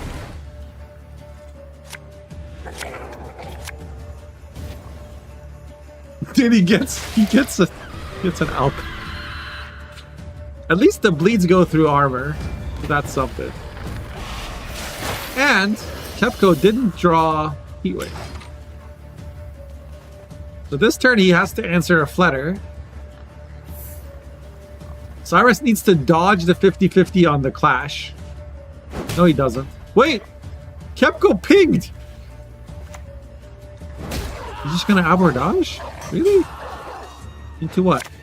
Just Tiana? Oh, into anything, because that always takes care. Okay. But Flutter and then Leader. Was he just like tilt looking for Heatwave?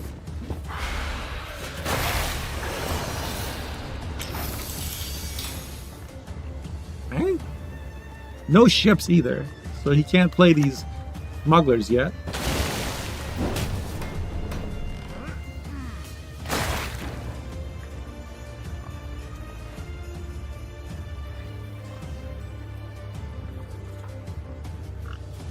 He doesn't have to control the Flutters because he has a Feral Bond and 13 armor on his Hjalmar, guys. Calm down.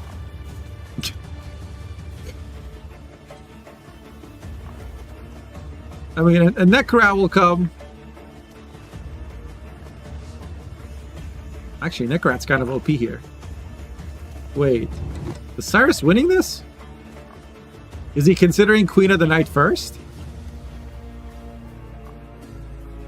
Surely not. Because Necrats do more damage to the other. Necrats 4 damage.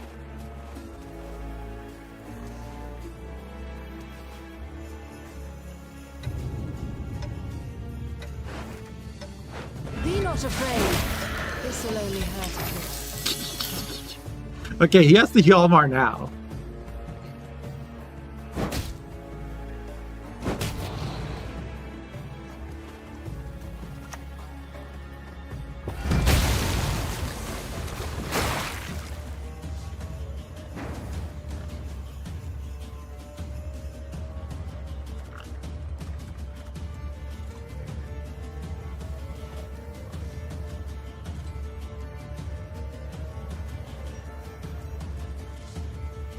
Yeah, Tom. No, he has Heatwave, Lauren. He just didn't draw it.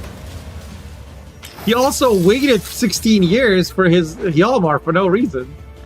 He was like, nah, I don't want to kill Kletters, and then he pinged the wrong thing. Like, he made like 5 misplays in round 3, and he chose not to bleed in round 2. Don't sit here. Kept go through this game. This game was an easy win, 100%.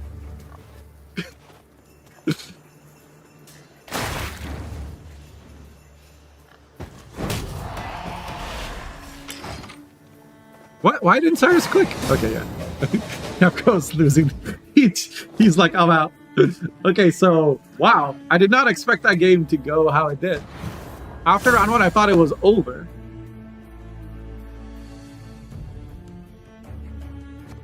But Cyrus ties up the series. Coach matchup.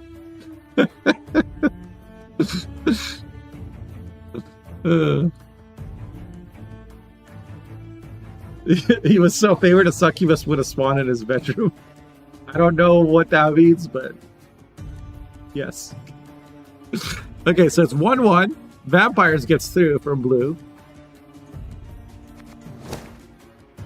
Aside from missing Heatwave, Capco drew really well too. Like, he had so much carryover in round 1.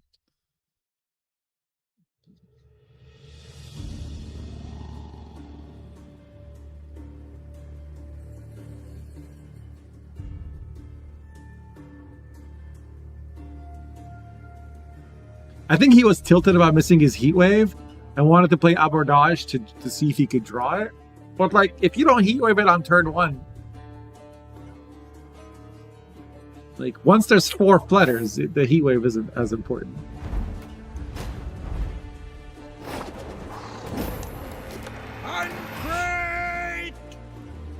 He needed to answer.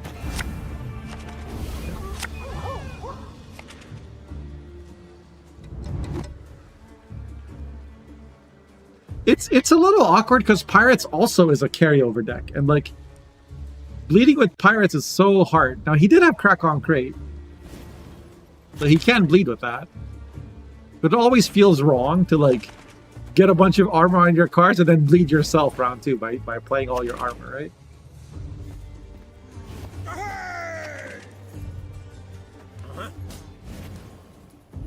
Yeah, no, I agree with you, Lauren. He played his own deck instead of playing against his opponent's deck. But I also was a little bit zoned out in round 2, so I don't 100% remember what his cards were. But I feel like you always want to play. Even if you don't like... I mean, he won on even in round 1 is the thing. He could have played any 3 cards and it would have been an improvement.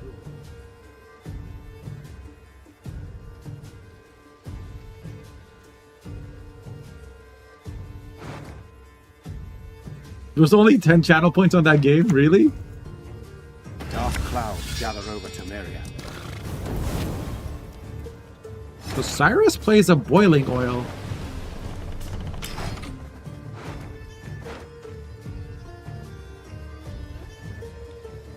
That was interesting. Why? Play Temerian Soldier. Yep. Army's a waste of time. I would have done for that. like me. Last turn.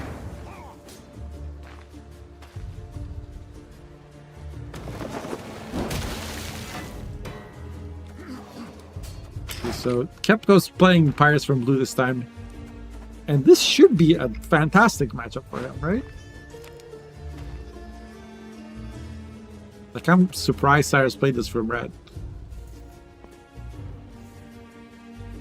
For some reason, chat voted for the Vamp player.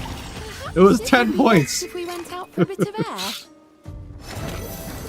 So there's Sangreal Secret Service. Okay, so Cyrus is really putting pressure on Kepko, but Kepko has Morkvarg, right? Yeah, now that he's got Morkvarg, he's probably fine.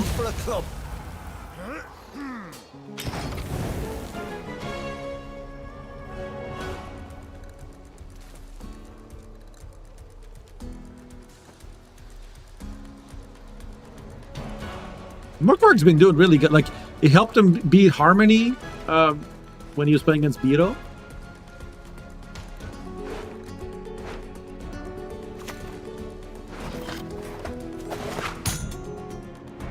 Wildboar always popping off. Got 26% 2 months in a row. With it autumn 2025. There you playing. It just got buffed too, right? Wildboar is now 10 provisions. So I see you next week, Lord.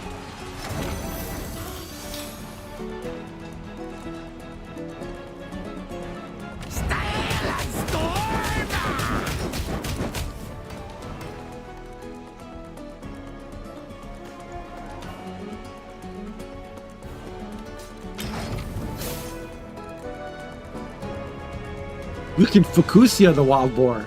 Right. Jesus, that is a scary thought. Maybe there's a Bloodthirst deck.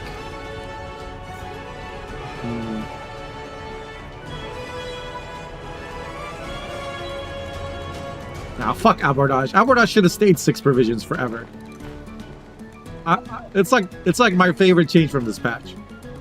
Abordage was like single-handedly messing up Skellige balance. It was too strong in Warriors, too strong in Pirates, and a lot of cards got unnecessarily nerfed because Abordage was fine. Harvest should also go to 6 provisions, by the way. Fuck that card. The 6P for a reason, forever. But you know, we got the Clown Council, so.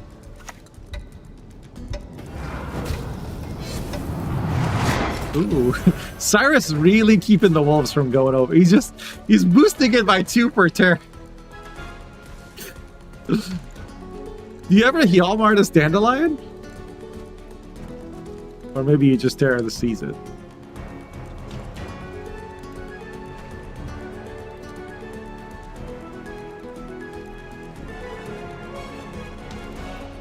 You actually can't fit double abordage and double seal Megalold because pirates aren't very polarized.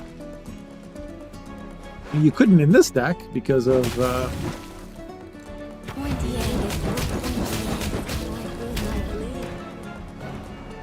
it plays Hjalmar, Heatwave, and Morkvarg, but yeah.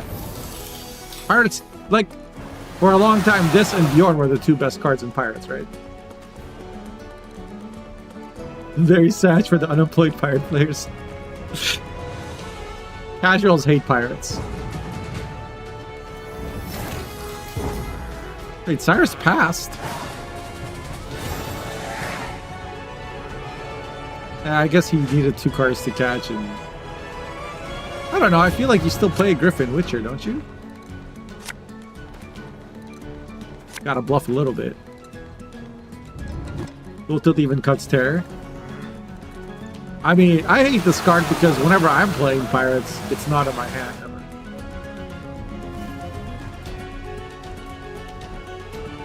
Pirates are allowed to be hated because it was Zoo Compass Fiesta. I am against this rework. Remember when this leader got reworked? I think it ruined Pirates from a design point of view because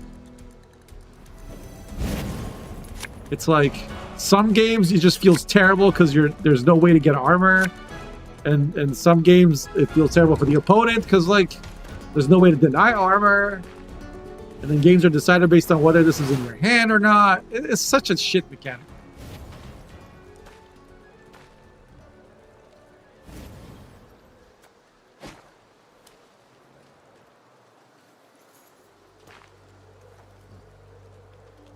Like it just, and then they added cards like the 8 provision one in the graveyard, where it's like, oh, it's not even a unit that you can remove. It's just your existence does damage. And then they added the scenario where every time one of your units dies, it cataclysms. It's like, oh, you're playing Death Wish? Well, fuck you.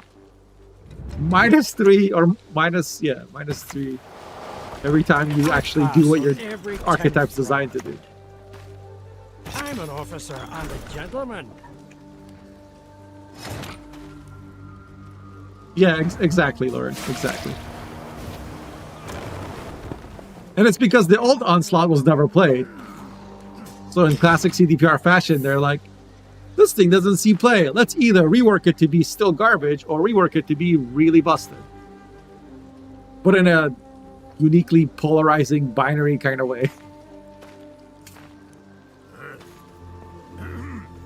Because it's interesting, or whatever the reason was. The gentleman in the corner. Ooh, power move. Secret Service from hand to remove the bleed on the frigate. Oh boy. I shall teach them a lesson they will not forget. Okay. Well,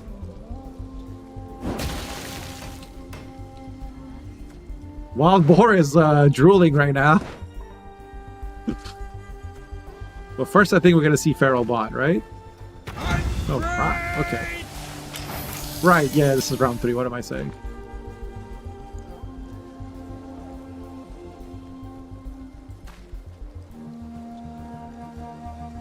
Hello there.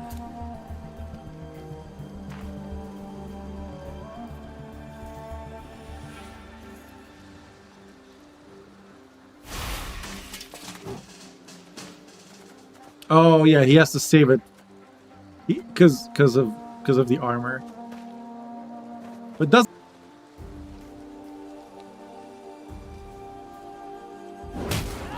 over armor pirates arc that more than anything? It's like over Frost except it only has one real payoff. Fire. You're talking about like the Hjalmar and a raid card?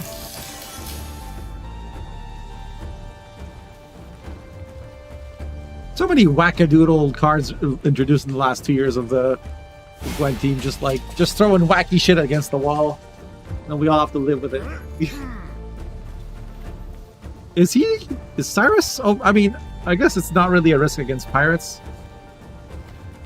But is he overswarming?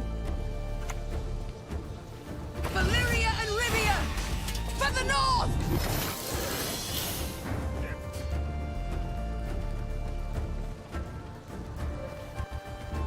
Wait for opponent to give it back. Then play Hjalmar. Let's raid in one turn for the Wolves and Keepers. Okay, so Meeb gets answered. That makes sense. And Cyrus kept lock, like he didn't use the lock on Croc, which makes sense because he has a lot of low power cards.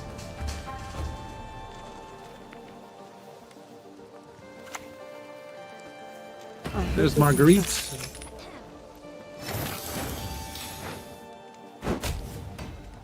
Typical miss Heatwave again, though to be fair, he has no tutor for his Heatwave.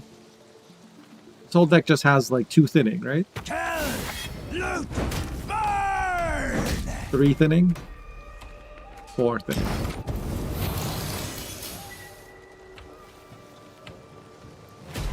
$13 armor on this, 14.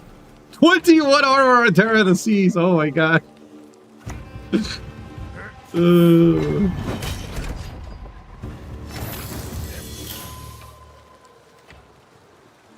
as not on any maps. Wait. How did Bjorn kill the 6 power? Did he win like the 1 in 5? Or did he actually click? He must have just clicked. I'm dumb. He must have just clicked.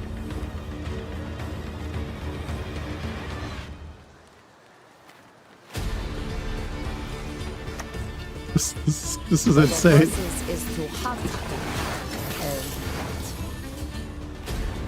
At least these guys have a shield. Copio. Cyrus doesn't even have a shield for his Enseus. That's tragic.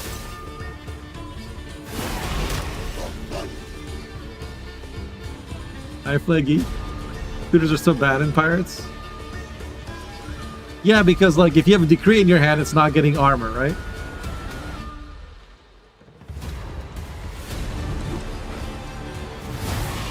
Have you use Terror Order? Yeah, you don't need to.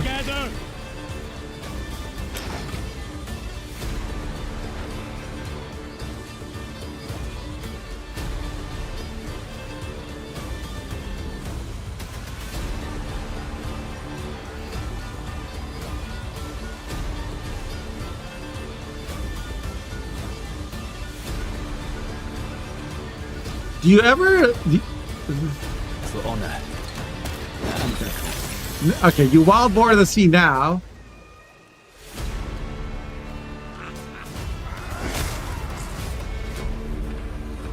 And then you leader this one.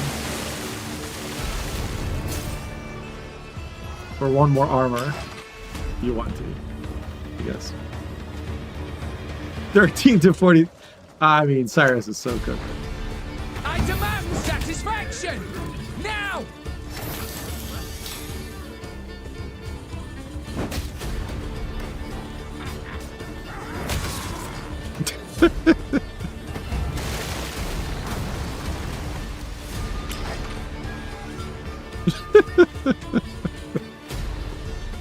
Oh my god. Cyrus is just done. Alright. So pirates get through.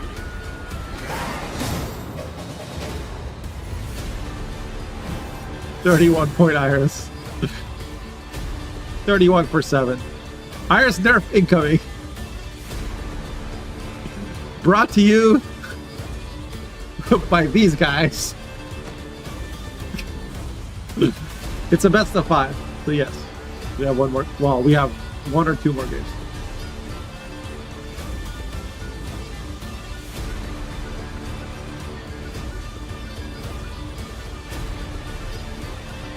Video Devo?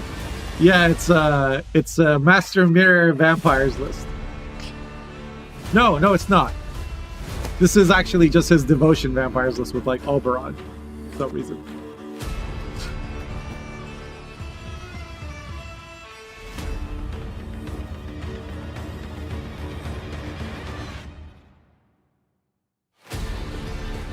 One Iris nerf, now we nerf the other one, yeah. Yeah, we can't do power nerfs to Iris anymore.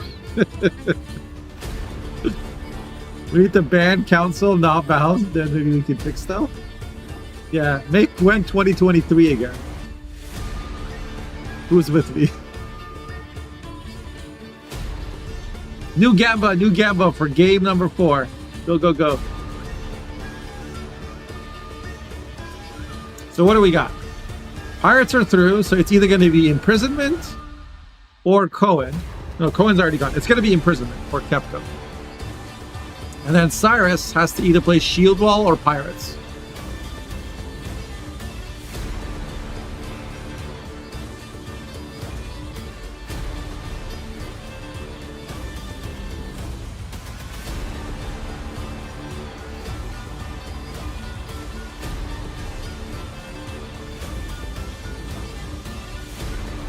You read the Epstein files? Oh no, Plaguey.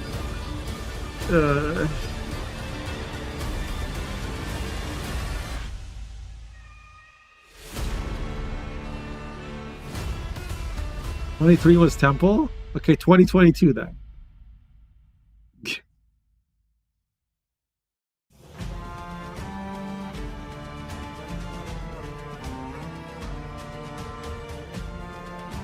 Before they did like the dwarf rework and the soldier rework.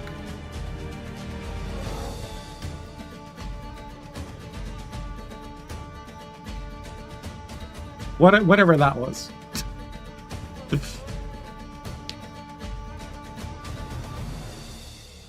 2022 was rent-free Aaron Day. Fuck. It's wait. Has Gwent always been a cloud fiesta?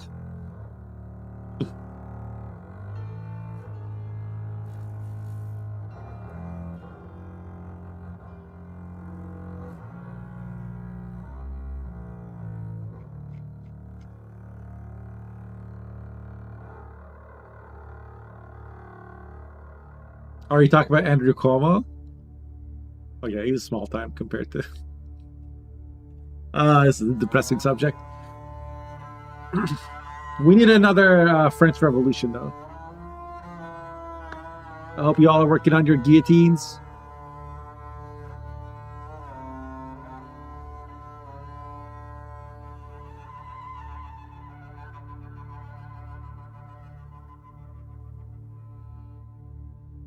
Actually, everything's depressing. Let's talk about Gwent.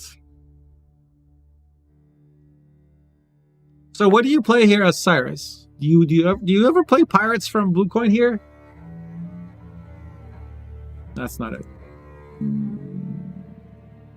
This is his pirates deck.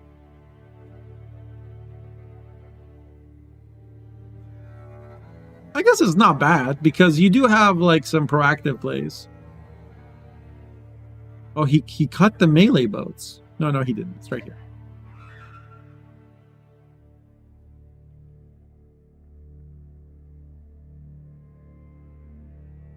Undone me and not. It's opposite depressing. Now I want dumplings. I want dim sum.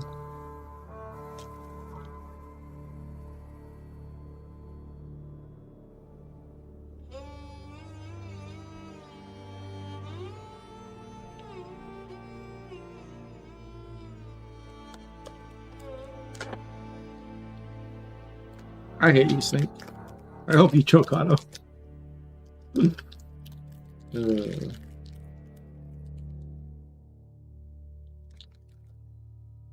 Now I'm looking at pictures of food.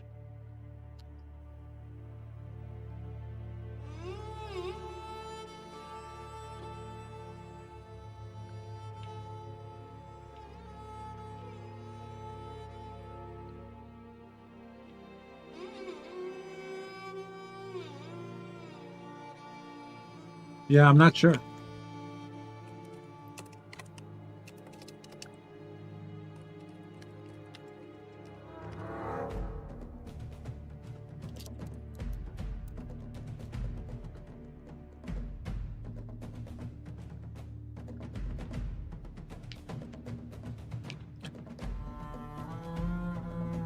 Really trying to get banned, aren't you, Snake? I'm sitting here eating a protein bar. Just want you to realize.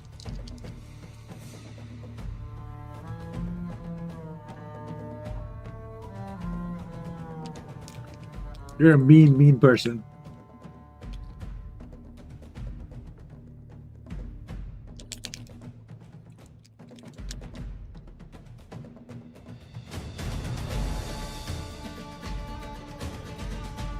Damn.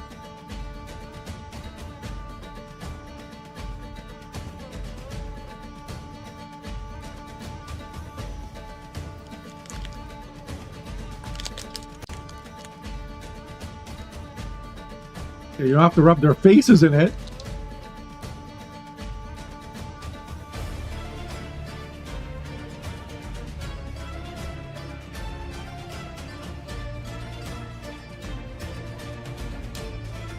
What kind of M&Ms, Ash? Peanut? Or pretzel? Are you a person of culture?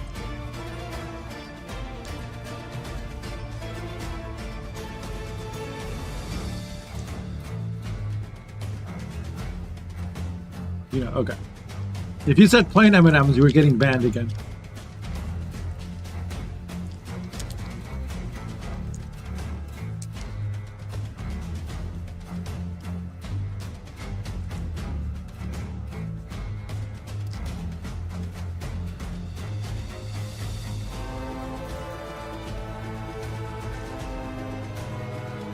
Well,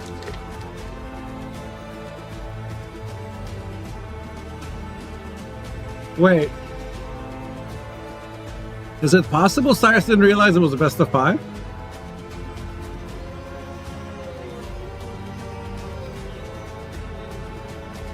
And he's not in chat. Usually he's in chat, so I don't know. I think their internet situation is probably limited right now.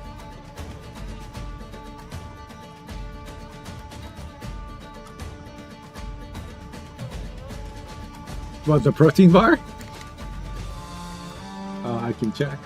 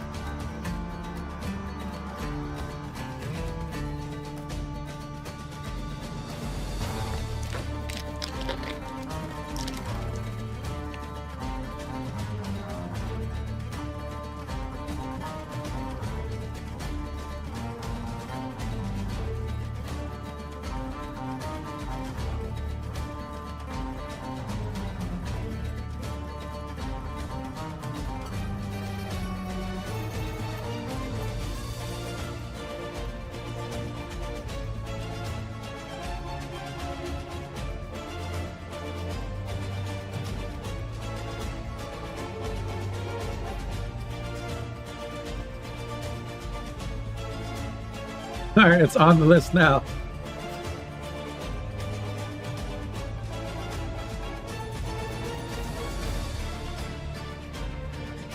Also, if anybody wants to buy some for themselves, there you go. Iris, thank you for the tier 2 and the 6 months. Really appreciate it. What a chat.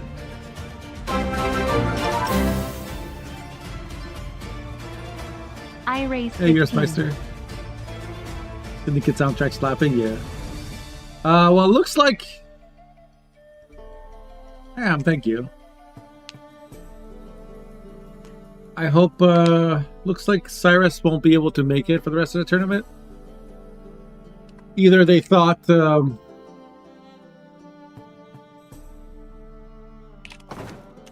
either they thought it was just a best of 3, didn't realize finals was best of 5, or there's something wrong with their internet. So, congratulations to Kepco for winning Community Tournament Weekly number 117. I want to thank everybody for participating. We had some really cool games today. Evil Beetle, Kepko, Orako, Youngface, Ninja Pang, Max Travier, Cyrus the Great, Dom Who Laughs, and Axis Kilgore, who's Sky Gallery in the chat. Feels oddly unsatisfying. It's fair. What were you going to play in your last 2 games? Yeah.